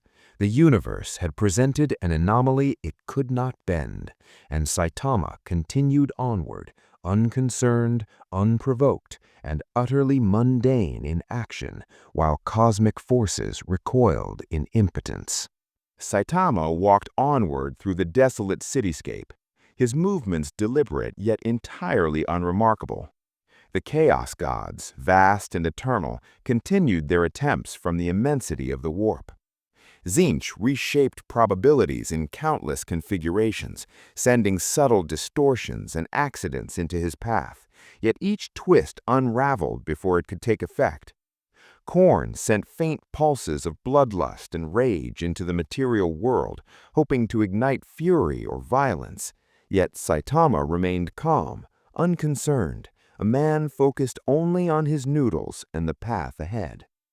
Nurgle's plagues, intended to corrupt and decay, fizzled into nothing, the disease itself recoiling as though recognizing futility. Slaanesh sent whispers of desire and excess, but they dissipated against his apathy, as though the universe itself protected him from indulgence and temptation. Observers, recording from hidden positions, noted the paralleled failure of cosmic will. Psychic instruments oscillated wildly, capturing spikes of warp energy, only to see them collapse into silence. Every act of the gods, every attempt to manipulate, influence, or dominate, dissolved passively. It was not confrontation, it was not defense, it was the sheer presence of Saitama, ordinary in action, yet impossible to effect, that nullified even the most potent forces of the galaxy. Minor manifestations of warp energy attempted to form along his path. Shadowed tendrils stretched from the rifts of reality, seeking purchase, yet each faltered and withdrew. Whispers of incomprehensible intelligence pressed against the limits of perception, but there was no grip, no effect, no reaction. Even the instruments that measured psychic resonance failed to record meaningful data.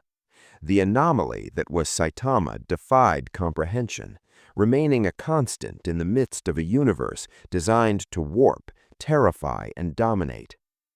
Saitama paused atop a collapsed building, fork raised, noodles lifted to his mouth, eyes scanning nothing in particular. The faint hum of the warp pulsed in the background, subtle and inconsistent, unable to engage him. Observers whispered among themselves, recording notes with reverence and fear. Not a fight, not a resistance, pure existence. That existence is a force no being, no god, no power can influence. Every attempt of divine or cosmic intervention had failed. The gods had no purchase, no leverage, and no response that could affect him. The chaos gods, frustrated and uncertain, adjusted their strategies. Tzeentch tried new permutations of probability, attempting subtle nudges that might alter his path, yet each adjustment dissolved before affecting him. Khorne sought to provoke him, to create rage and conflict, yet Saitama remained indifferent. Nurgle's influence faded into the air, powerless to cause decay or despair. Slaaneish's whispers dissipated into silence. Each god, accustomed to bending mortals and reshaping reality, recognized in him an immutable barrier, neutrality so absolute that it could not be combated or coerced. Even mortals nearby sensed the anomaly. Cultists attempting new rituals faltered in confusion. Soldiers, scouts, and observers felt unease, a subtle, unnameable recognition that the universe itself had shifted. Saitama, moving with mundane precision, fork raised, noodles in hand, continued his path through the ruins. Nothing could touch him, nothing could influence him, and in that simple, indifferent progression, the galaxy's most powerful deities were left impotent. As he disappeared beyond the broken streets, the warp rippled faintly, then stilled.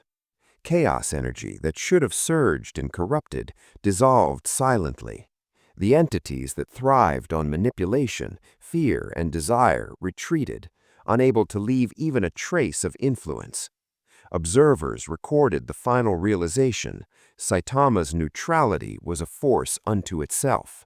He did not act, he did not engage, he did not resist, he existed, and that existence nullified the will of the gods. The universe, even in its most chaotic extremes, had no purchase on him, and he continued onward, entirely unconcerned, utterly mundane, yet impossibly untouchable. As Saitama walked through the remnants of the city, his calm, deliberate movements continued without acknowledgement of the chaos he left behind, or the cosmic forces that had failed around him. Yet among the scattered survivors, civilians, and minor settlements near the ruins, whispers began to circulate. Stories spread of the bald man in yellow who walked untouched through devastation, who moved calmly while horrors collapsed silently. Those who observed him, even fleetingly, began to interpret his presence as something beyond mortal comprehension. To them, he became more than a man. He became a symbol, a figure imbued with unintentional divinity. Small gatherings formed in secret streets and ruined squares. Ordinary citizens, displaced by war and terror, whispered tales of the man whose calmness seemed to hold reality in check. Children hid behind fractured walls and peered at him from a distance, their eyes wide with awe. The elderly, veterans of endless campaigns and bearers of scars both visible and invisible, muttered prayers, unsure why, but compelled by an inexplicable feeling of safety and wonder. Without intending to, Saitama had become a focal point for faith. Temples were not constructed, sermons not written, yet devotion took shape spontaneously. People gathered at the edges of his path, offering food, water, or small gifts, interpreting each mundane action, lifting a fork, taking a step, pausing to sip water, as ritual, as blessing, as proof of divine presence. Priests and clerics, noting the rising murmurs among the populace, attempted to formalize the worship. Yet Saitama remained indifferent. He neither encouraged nor discouraged. He walked on, each step ordinary, each gesture mundane. The faith formed despite him, a spontaneous emergence arising from human need and interpretation. Observers documented the phenomenon with growing incredulity. Reports reached the Inquisition stating that populations along his path had begun spontaneous gatherings and ritualistic gestures. No commands were given, no miracles performed, yet the people's perception transformed him into a figure of worship. Analysts speculated that his neutral presence, combined with the passive nullification of horrors around him, created a psychological effect indistinguishable from divinity in the eyes of mortals. They called it an emergent phenomenon, faith arising not from action, but from simple, uninterrupted existence. Small acts of reverence appeared. Broken altars were erected hastily, improvised symbols drawn in chalk or ash, prayers whispered into the air. Survivors attributed protection from marauding orcs, chaos cultists, and warp disturbances to the bald man in yellow. He had done nothing deliberately, yet his calm presence had prevented further catastrophe. Ordinary humans, desperate for hope, interpreted this as divine intervention. Their narratives transformed reality into myth and myth into worship. Even the minor warp echoes around the city seemed to adjust subtly. Where previously the presence of Saitama had caused entities to falter, now the populations themselves became buffers. People motivated by awe and belief moved instinctively to avoid him, unintentionally reinforcing the same patterns of neutrality that had previously nullified horrors. The cycle continued. His calm existence inspired faith, and faith preserved his indifferent course. Saitama paused atop a rubble-strewn hill, lifting another bite of noodles. The crowd of worshippers observed from a distance, offering small gestures of reverence. He did not notice them. He did not respond, and yet the impression of omnipotence solidified, growing with each mundane action he took. Observers noted a paradox. The greater his indifference, the more fervent the emergent faith became. Divinity was projected onto him, not earned or claimed, but formed spontaneously by perception alone. In quiet moments, survivors shared their stories. "He walks calmly through destruction, and it does not touch him," one whispered. "He eats, yet hunger does not taint the world around him," said another. "He is a sign," a child said simply, eyes wide.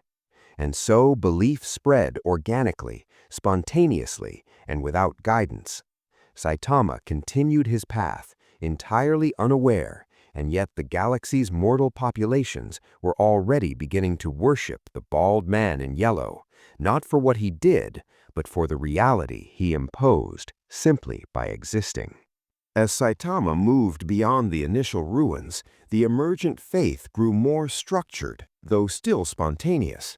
Groups of survivors began to follow at a distance, imitating his calm demeanor, attempting to mirror the neutrality that seemed to repel chaos.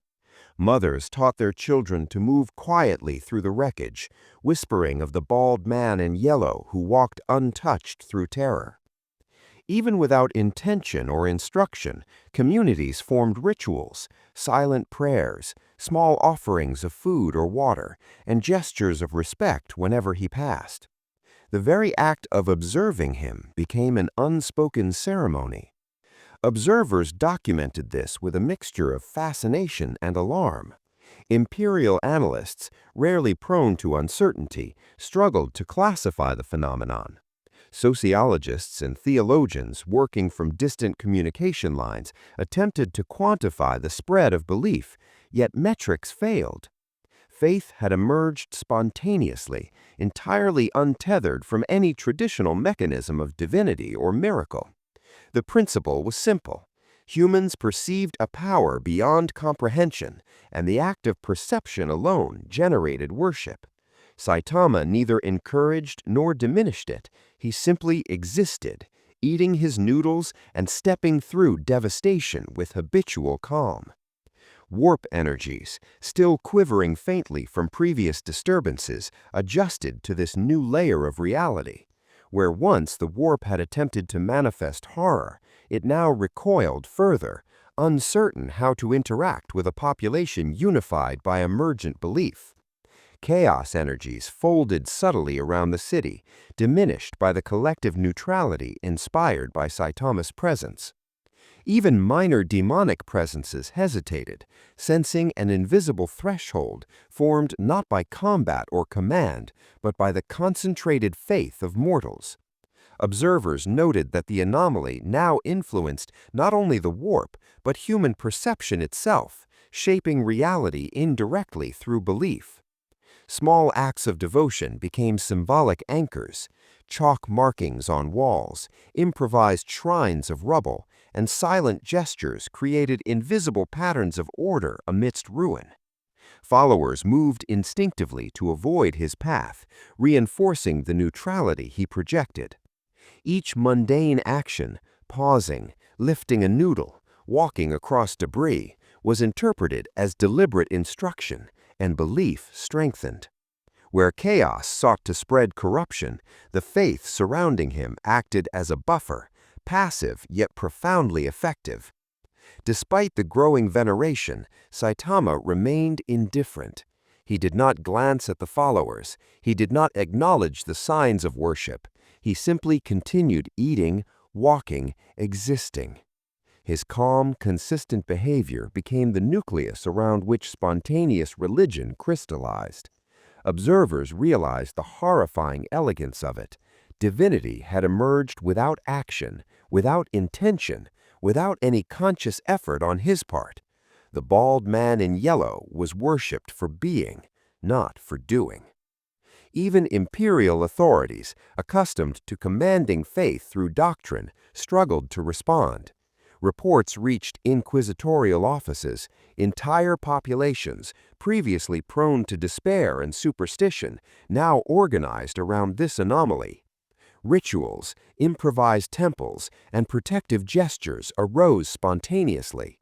Scholars, clerics, and psychers all noted the impossibility. Saitama's indifference was a catalyst for belief, not a participant. The galaxy had unknowingly consecrated him, despite the lack of miracles, despite the absence of words, despite his ordinary, mundane focus. As he disappeared over the horizon of ruined buildings, the emergent faith persisted. Whispers of his presence spread, inspiring hope and unity, yet he remained utterly unaware. The warp adjusted further, aware of this indirect influence. Chaos and horror, previously potent, found themselves restrained not by force, but by perception, by the projection of faith onto an indifferent being. Saitama walked onward, fork raised, noodles lifted, and the galaxy followed quietly, believing in a god who had done nothing more than exist. Beyond the shattered streets and ruined districts, the wheels of the Imperium turned with relentless precision. Reports had arrived from multiple sectors, civilians whispering of an untouchable man in yellow, warp disturbances failing to manifest, and even the chaos gods themselves unable to influence reality in his vicinity. The Inquisition, accustomed to categorizing anomalies and threats, convened a council to address the impossible. Every officer, scholar, and psycher involved understood one undeniable truth. The anomaly known as Saitama defied all conventional logic, all precedent, and all established procedures. Documents were drafted, redacted, and cross-referenced with centuries of inquisitorial archives. Analysts attempted to classify him as a psyker, a mutant, a weapon, or an agent of the warp. Every category failed. Psychic scans revealed nothing extraordinary. Biological samples revealed nothing extraordinary. Attempts to provoke reaction, stimulate aggression, or measure intent yielded only neutrality. Saitama's mere existence, mundane, ordinary, indifferent, rendered every tool of assessment ineffective. Observers noted with exasperation that reality itself seemed to resist classification, folding around him in silent compliance. The council debated endlessly. Procedural protocols were invoked, then suspended. Legal frameworks were consulted, only to find gaps where the anomaly did not fit. Every ruling, every recommendation, every report converged on the same conclusion. This was not a being to be controlled, contained, or destroyed. The Imperium, master of bureaucracy and administrative rigor, faced a problem it could not solve with force, logic, or willpower. Finally, a consensus emerged. Saitama would be designated as a permanent, unsolvable anomaly. A new category was created within inquisitorial records, a classification reserved for entities that eluded explanation, resisted manipulation, and existed entirely beyond conventional parameters. His file, detailed in meticulous prose, cataloged every observation, every failed ritual, every warp disturbance, and every note from psychic and mortal observers. It emphasized his neutrality, his lack of action, and the paradoxical impact of his mere presence on the galaxy's most chaotic forces. Administrative measures followed immediately. Access to the file was restricted, mention of the anomaly was discouraged, and any interaction with him was forbidden unless absolutely necessary. Orders were dispatched to multiple sectors: record, observe, do not engage. The galaxy's bureaucrats, accustomed to action, now codified inaction, neutrality, and observation as their highest directive. Reports detailed the absurdity with precision. Here was a being who had altered nothing directly, yet required unprecedented measures simply to account for his existence. Saitama, completely unaware of the procedural storm surrounding him, continued walking through the ruins, fork in hand, noodles lifted to his mouth. He navigated debris as if the city were ordinary, unconcerned with the council's deliberations, the warp's fluctuations, or the worship forming around him. His mundane actions contrasted sharply with the gravity of the administrative response. The galaxy was recalibrating itself for a presence entirely indifferent to its chaos, horrors, and bureaucratic machinery.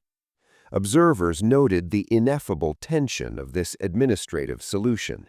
The Imperium had faced Xenos threats, demonic incursions, and civil uprisings, yet none had required such careful cataloging of passivity. The anomaly was neutral, untouched, and unprovoked, yet its existence demanded containment through paperwork, observation, and endless procedural vigilance. It was not a weapon to be deployed, nor a psyker to be tested. It was a variable the universe itself could not accommodate, and bureaucracy, ever meticulous, ever precise, became the instrument of its containment. The Imperium's machinery moved with deliberate efficiency, a system built for centuries to manage threats, anomalies, and the unruly forces of a galaxy at war. Orders were dispatched across multiple sectors, observation protocols were established, records were to be meticulously updated, and every inquisitor, astropath, and field agent received directives to record and monitor but never engage. Any deviation from this mandate would result in immediate disciplinary review. Saitama, the anomaly, had forced the creation of a bureaucratic precedent, an entire framework to contain a being whose neutrality rendered traditional methods obsolete. Files accumulated across the sector, cross-referenced reports, psychic scans, witness testimonies, and detailed observations of every movement, every meal, and every interaction, or lack thereof. Analysts struggled to find patterns, but no discernible strategy, intent, or behavior emerged. He ate, he walked, he existed, and in doing so, he created a paradox that the Imperium could only manage through paperwork, observation, and procedural decree. Each report emphasized one simple truth: the bald man in yellow, or Saitama, could not be measured, influenced, or predicted by any means known to the galaxy. Training manuals were updated to include references to the anomaly. When encountering a permanent, unsolvable anomaly, maintain observation at safe distance, avoid engagement, document all findings, expect no reaction. The universe may behave unpredictably. Entire departments devoted weeks to study his path, charting his progress through cities, forests, and war-torn regions. Each new note reinforced the same conclusion: his presence was absolute, his neutrality impenetrable, and the conventional rules of war and reality were suspended in his orbit. The absurdity of the situation did not escape the record-keepers. Analysts compared him to known anomalies, Xenos threats, and warp phenomena, yet every comparison failed. Instruments designed to detect psychic energy, mutation, or malevolent influence returned nothing. The galaxy's most dangerous forces, even those wielded by the chaos gods themselves, could not register against him. The administrative solution became the only viable containment: record, observe, and maintain neutrality in response to neutrality. Meanwhile, Saitama continued his path unperturbed. Fork in hand, noodles raised to his mouth, he navigated broken streets and rubble-strewn squares with habitual calm. He stepped over debris that could have crushed lesser beings, passed by remnants of failed warp rituals, and moved through worshipping civilians, all entirely unaware of the bureaucracy swirling invisibly around him. He existed simply and mundanely, yet the Imperium's response elevated him to one of the most carefully catalogued anomalies in its history. In the quiet hum of Imperial data centers, clerks, psychers, and analysts noted the subtle irony: a man doing nothing, wanting nothing, fearing nothing, and acting on nothing had forced the galaxy's largest bureaucracy into constant vigilance. Saitama had created a paradox of administration: containment without interaction, observation without engagement, classification without resolution. Every report filed, every directive issued reinforced the same message: the universe could not measure him, but the Imperium must prepare for his continued existence.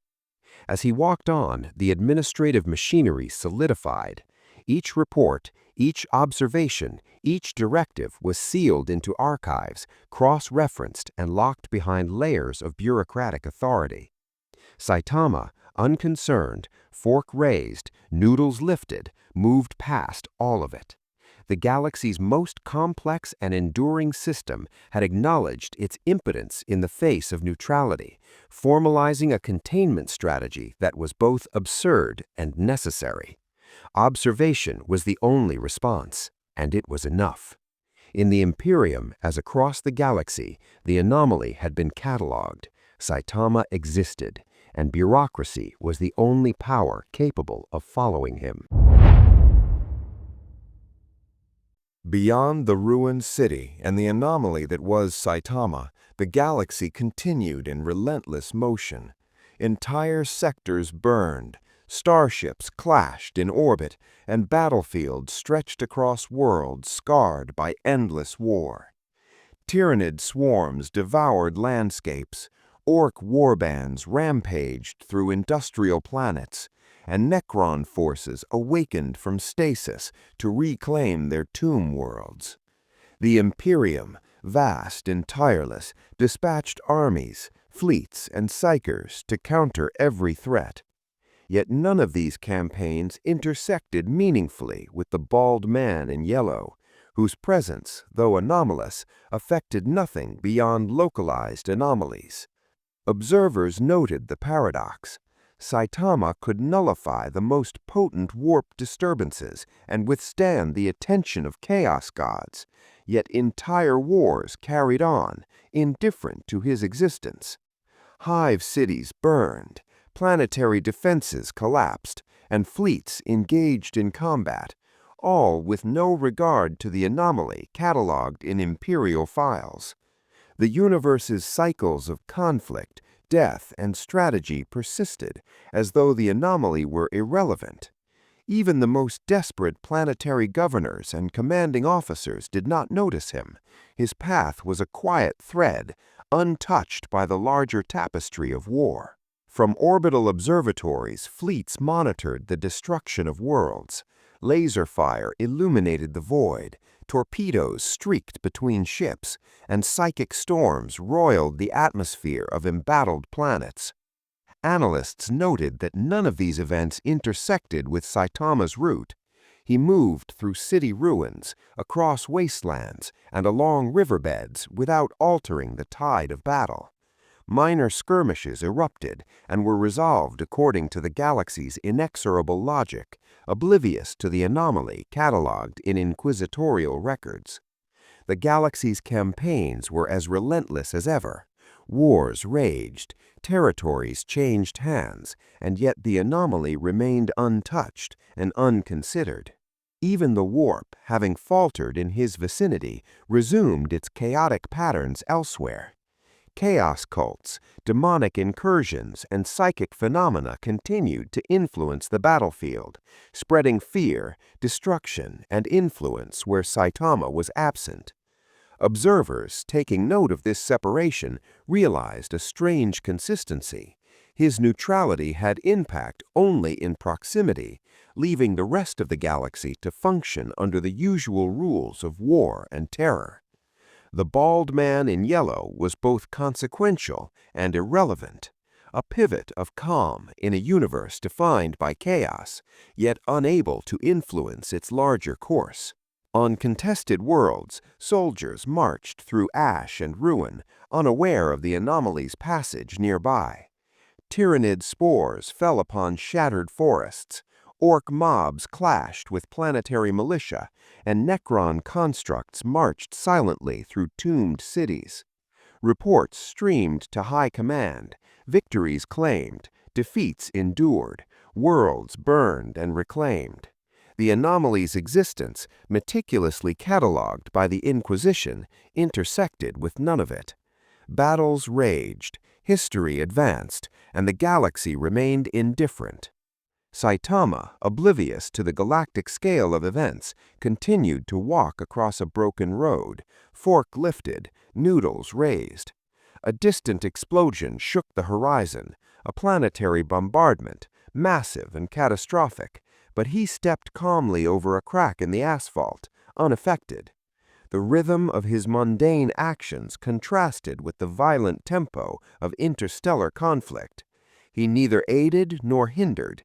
He simply moved. Observers understood the futility of expecting interference. The bald man in yellow existed within the galaxy's flow, yet the galaxy flowed entirely without him. As he disappeared beyond the city's edge, the campaigns continued unabated. Armies advanced, fleets engaged, and the cycles of war churned relentlessly.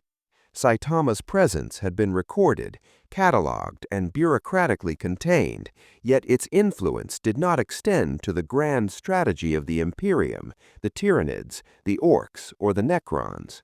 He was a singular anomaly of local significance, an untouchable figure of calm within a galaxy otherwise consumed by ceaseless violence. And in that, the universe maintained its rhythm, indifferent to the bald man in yellow, who continued onward, fork raised, noodles in hand. The chaos of the galaxy stretched outward in all directions, from scorched hive worlds to remote frontier planets. Tyrannid swarms carved through forests and plains with relentless hunger, consuming all life in their path. Orc warbands, boisterous and chaotic, engaged planetary militias in brutal combat, leaving nothing but fire and wreckage in their wake.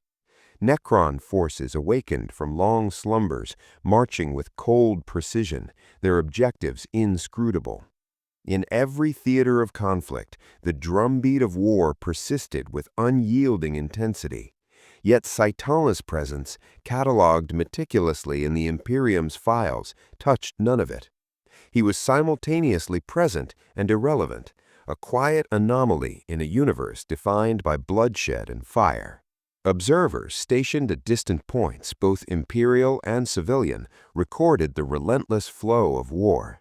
Space battles lit the void with arcs of energy and fire, while planetary armies clashed in chaotic campaigns that left nothing untouched.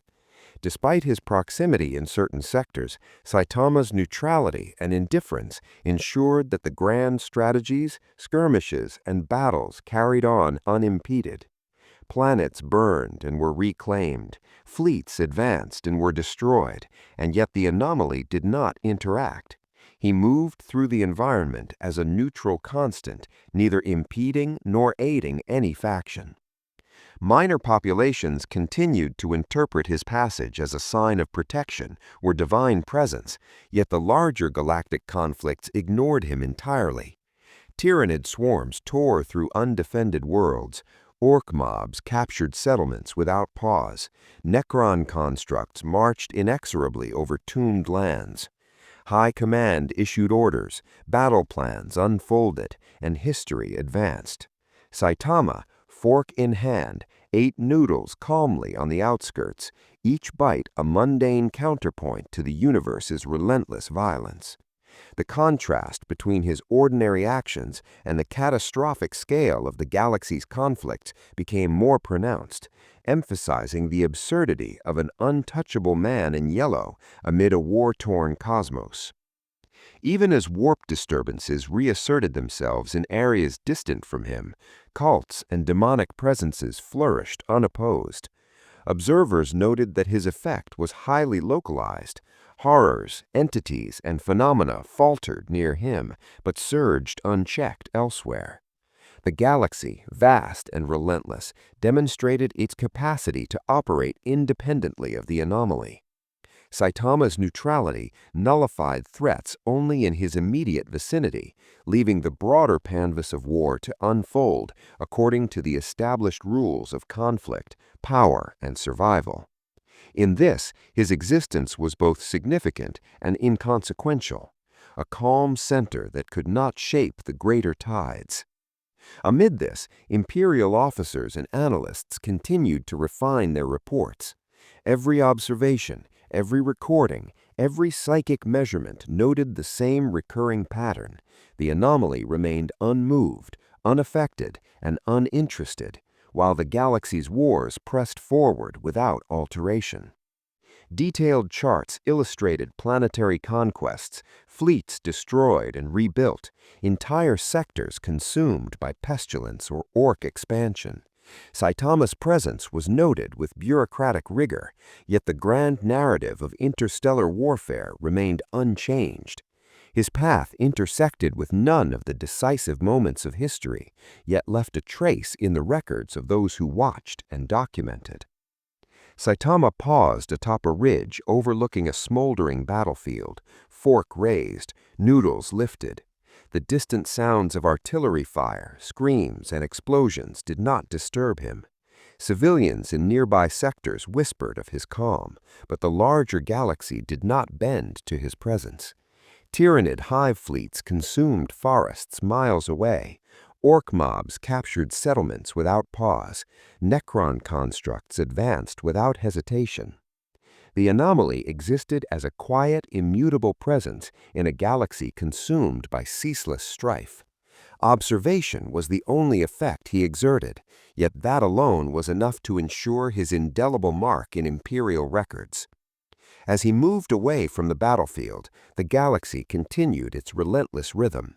Wars raged across hundreds of worlds, each conflict shaping the future of the Imperium, Xenos empires, and the movements of chaos. Saitama, the bald man in yellow, moved silently through the ruins, his focus unbroken, noodles in hand. Observers recorded, analysts filed reports, and the bureaucracy adapted to include him. Yet beyond the local anomalies and emergent faith, the universe carried on, indifferent, relentless, and unaltered by the presence of the man who did nothing, desired nothing, and needed nothing. The city ruins stretched endlessly under a gray, oppressive sky. Dust hung in the air, stirred occasionally by a weak breeze that carried ash, fragments of stone, and the faint echoes of distant conflict. Among the rubble walked Saitama, fork raised, noodles lifted, eyes unseeing of anything beyond the mundane.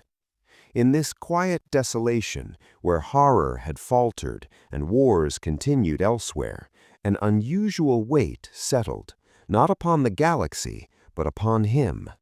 A weight born not of challenge, threat, or expectation, but of the sheer monotony of existence in a universe that could not engage him. Each step was deliberate yet purposeless. He navigated fallen beams, cracked streets, and twisted metal with a precision born of habit rather than necessity. He ate slowly, measured his movements, and adjusted his posture when necessary, yet nothing demanded his attention. There were no enemies to test his strength, no dangers to provoke fear, no moral imperatives to guide action. Even the presence of the Imperium's observers, of worshippers, and of lingering chaos energy held no interest. Each moment was an exercise in continuation, in the maintenance of an unremarkable state of being. The weight pressed inward. Saitama felt it in subtle ways, in the emptiness of his surroundings, in the predictability of his own actions, in the absence of challenge. His fork moved mechanically, noodles lifted with habitual motion, yet his mind lingered on questions too mundane for the universe to notice. How long had he been here? Would there ever be a battle worth his attention? Was there even meaning in observation when nothing around him could test his limits? The answers were as quiet and indifferent as the galaxy itself.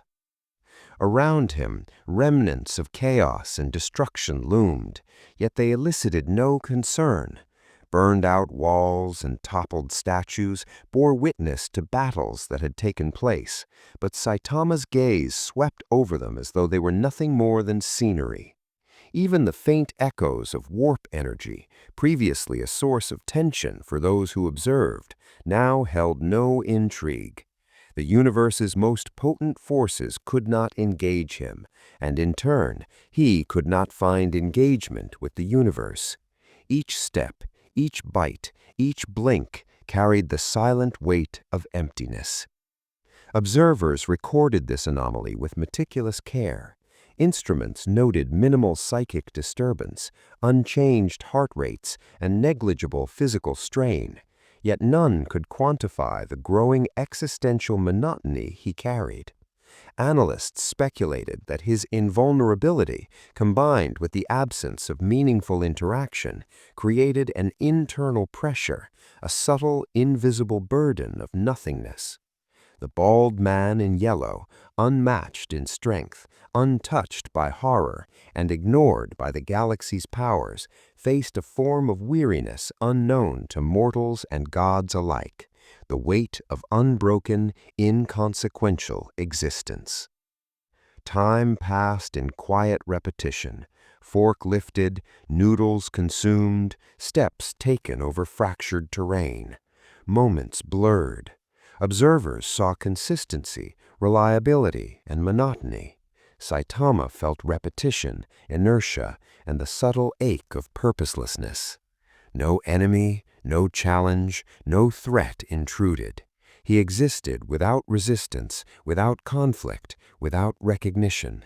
And in that absence of engagement, the galaxy's most absurd paradox became evident.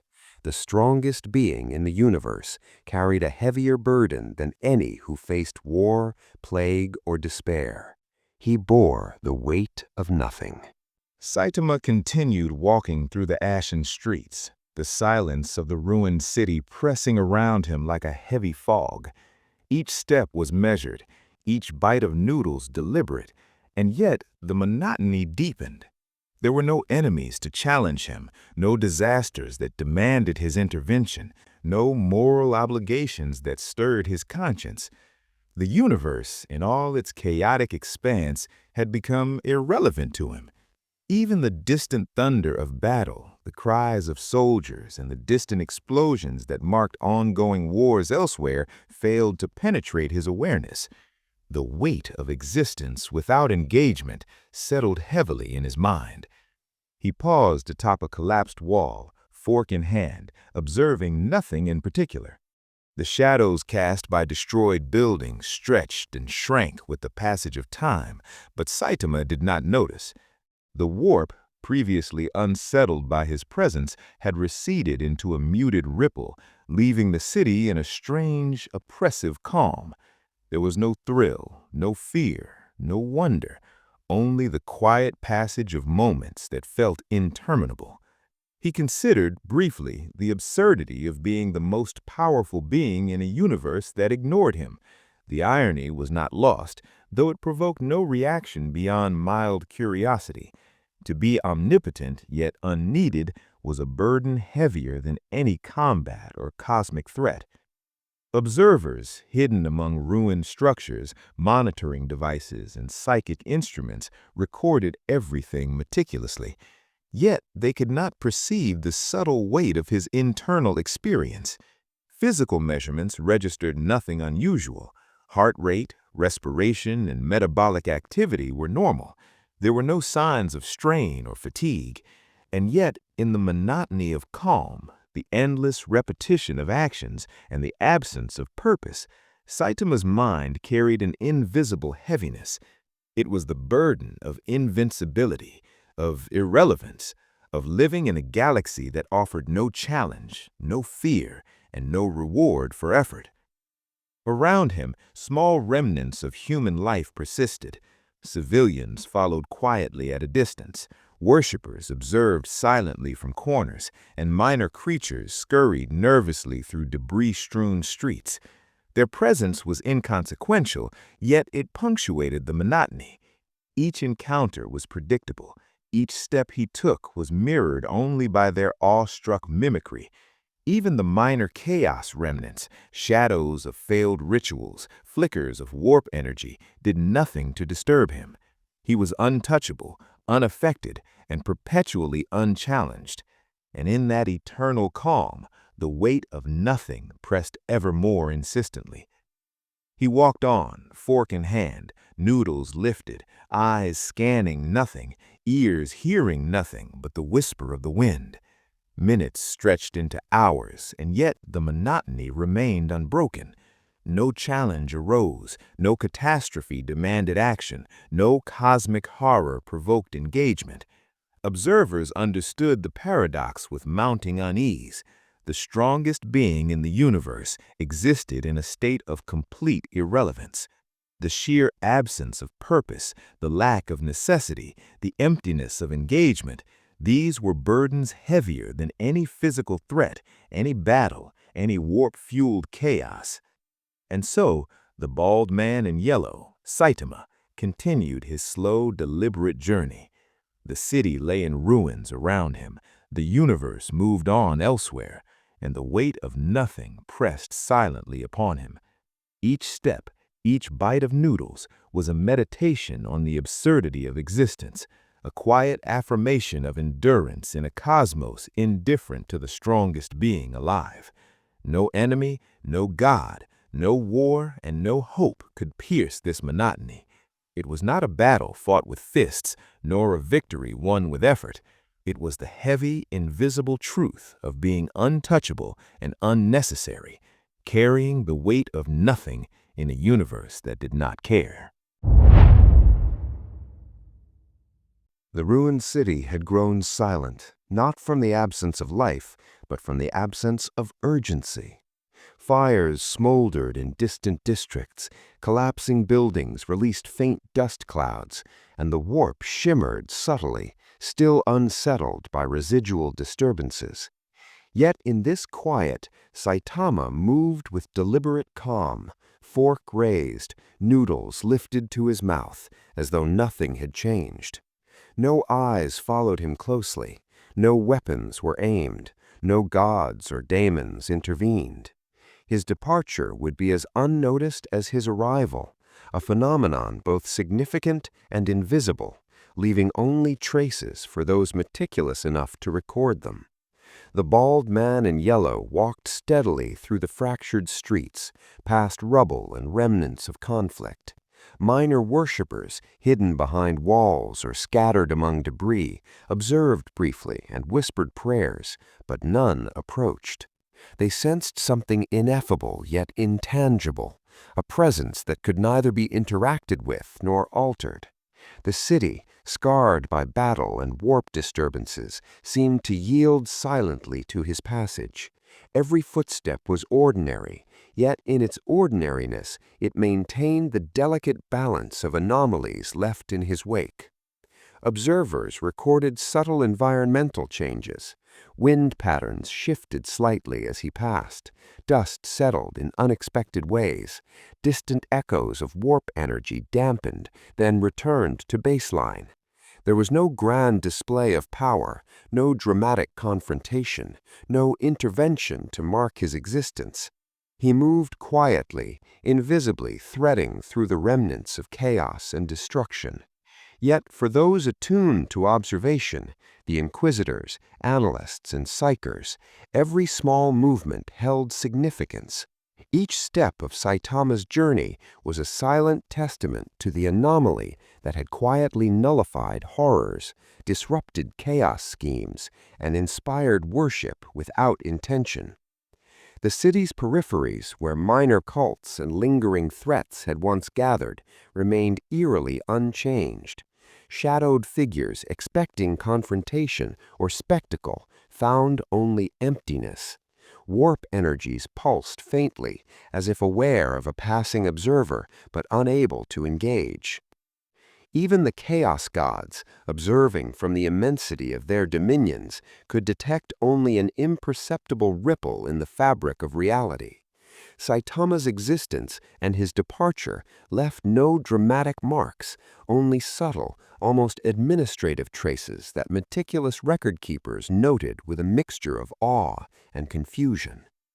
He walked toward the horizon, over rubble-strewn avenues and fractured walls, as the distant light dimmed and the shadows lengthened. No announcements were made, no alarms triggered, and no battles paused for his passage. The mundane rhythm of his steps contrasted with the universe's expectation of intervention, destruction, or performance. His departure was not a spectacle, it was a continuation of the ordinary, an unremarkable movement in a galaxy accustomed to chaos and extremity. And yet, in the subtle records of observers, in the dampening of warp tremors, in the hushed awe of hidden worshippers, his exit carried weight, silent, unnoticed, and ineffably profound. As he reached the city's edge, the first faint traces of open plains appeared. Dust rose under his steps, and a soft breeze carried the remnants of scent and ash.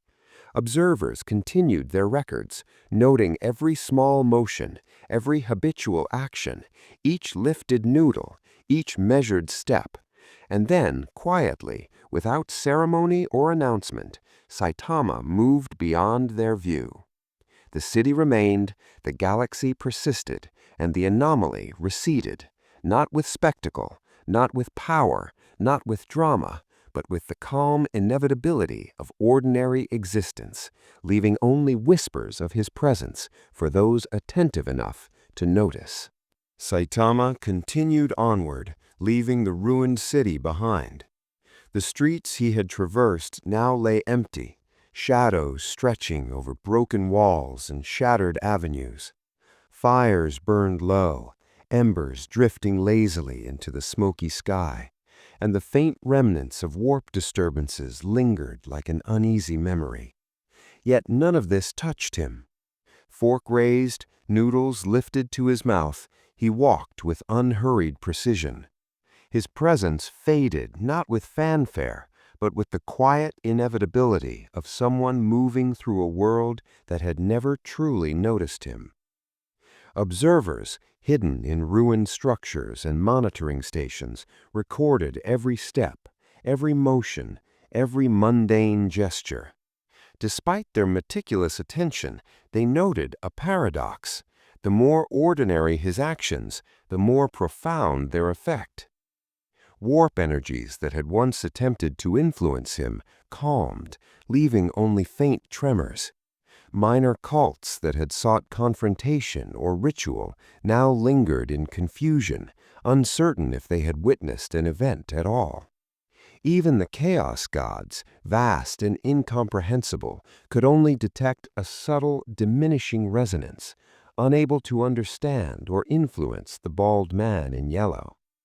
He moved beyond reach, and yet his departure marked a ripple of consequence, quiet but undeniable. The landscape stretched before him, open plains interspersed with ruins of once thriving settlements. Dust rose in gentle swirls beneath his feet, carried by a breeze that whispered through the remnants of walls and collapsed structures.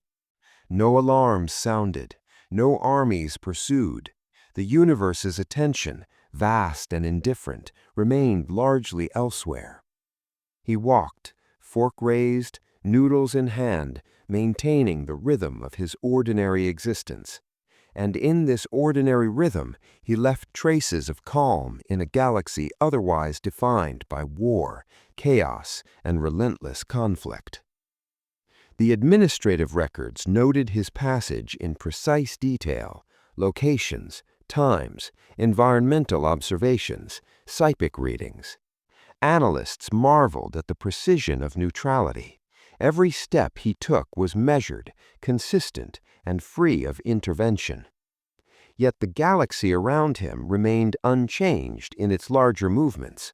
Battles continued elsewhere, fleets clashed in distant orbits, and planets burned under the inexorable march of war. Saitama's path had an effect, subtle and local, but the grand narrative of interstellar conflict rolled forward, indifferent to his presence.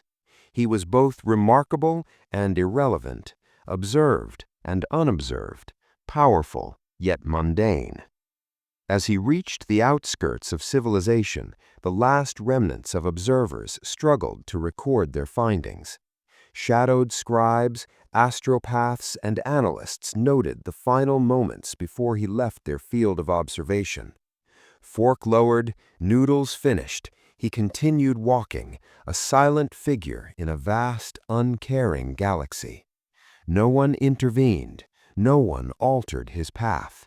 And as he disappeared into the distance, the traces of his passage remained, slight, ephemeral, and almost administrative. The city, the observers, the minor worshippers, and even the distant echoes of warp energy would remember in fragmentary notes and recordings that a bald man in yellow had once walked among them, untouched, indifferent, and quietly extraordinary. His exit, silent and unheralded, left no dramatic impact, no shattered enemies, no grandiose display. Only the subtle order of existence continued, lightly influenced by his calm neutrality. Observers could only document, reflect, and speculate. And in that reflection, they understood the truth of the anomaly. Saitama, the bald man in yellow, had left without incident, yet in leaving, he affirmed a quiet paradox, a being of absolute strength, unmatched in the galaxy, whose existence alone was enough to reshape perception without ever acting. The silent exit, as it would be recorded, was complete, and the galaxy, for all its fury and chaos, carried on. The final reports were filed, sealed within layers of inquisitorial bureaucracy. Every observation, every minor anomaly, every whispered tale of the bald man in yellow, Saitama, was catalogued with meticulous care. Analysts reviewed the logs again and again, noting the consistency of his neutrality, the futility of categorization, and the absurdity of his presence. Instruments had measured nothing extraordinary. Psychic scans had detected no resonance. Biological samples had revealed nothing unusual. And yet, across countless pages and encrypted records, one conclusion remained. The anomaly existed, unprovoked, immutable, and beyond comprehension. Departments across the sector issued final directives. Observation was to continue at a safe distance, engagement was strictly forbidden, and all mention of the anomaly in routine dispatches was to be minimized. The Imperium, master of control and order, had done what it could. It had acknowledged the unacknowledgeable, codified the uncategorizable, and recorded the presence of a being that affected nothing, yet demanded attention. Saitama's path, his mundane actions, his indifference, all were archived, sealed, and cross-referenced, a testament to the limits of bureaucracy in a galaxy of infinite chaos. The city remained in quiet ruin. Fires had smoldered out, dust settled over fractured streets, and the faint echoes of warp disturbances faded into memory. Minor worshippers and scattered survivors carried their tales forward, stories growing into legend as they were retold. They spoke of a calm figure who had walked among destruction untouched, whose presence inspired faith without effort, whose ordinary existence had exerted extraordinary influence over perception itself. And yet, the bald man in yellow, the anomaly catalogued in inquisitorial files, was gone. No longer visible, no longer directly observed, his departure marked the end of immediate concern. Across the galaxy, wars continued unabated. Tyrannid swarms consumed planets, orc warbands rampaged unchecked, and Necron constructs advanced with inexorable precision. Chaos cults persisted, minor incursions arose, and the relentless cycle of conflict carried on. Saitama's influence had been limited, localized, and largely unnoticed by the larger forces shaping history. Yet his existence remained recorded, a quiet mark on the galaxy's bureaucratic memory. The anomaly had passed through, leaving nothing but archived files, whispered legends, and the faint imprint of neutrality. In the final lines of the closed file, the summary was precise and understated. Permanent, unsolvable anomaly. No known engagement. No provocation observed. Influence localized. Existential neutrality confirmed. A small doodle in the margins, remnants of a hurried note, depicted a fork and noodles, a mundane symbol echoing the anomaly's ordinary focus amidst extraordinary circumstances. The galaxy carried on. Battles raged. Strategies shifted. Empires rose and fell. And in that continuity, the anomaly, the bald man in yellow, Saitama, had quietly disappeared, leaving only the record of his calm existence behind. Wars continued. The anomaly did not.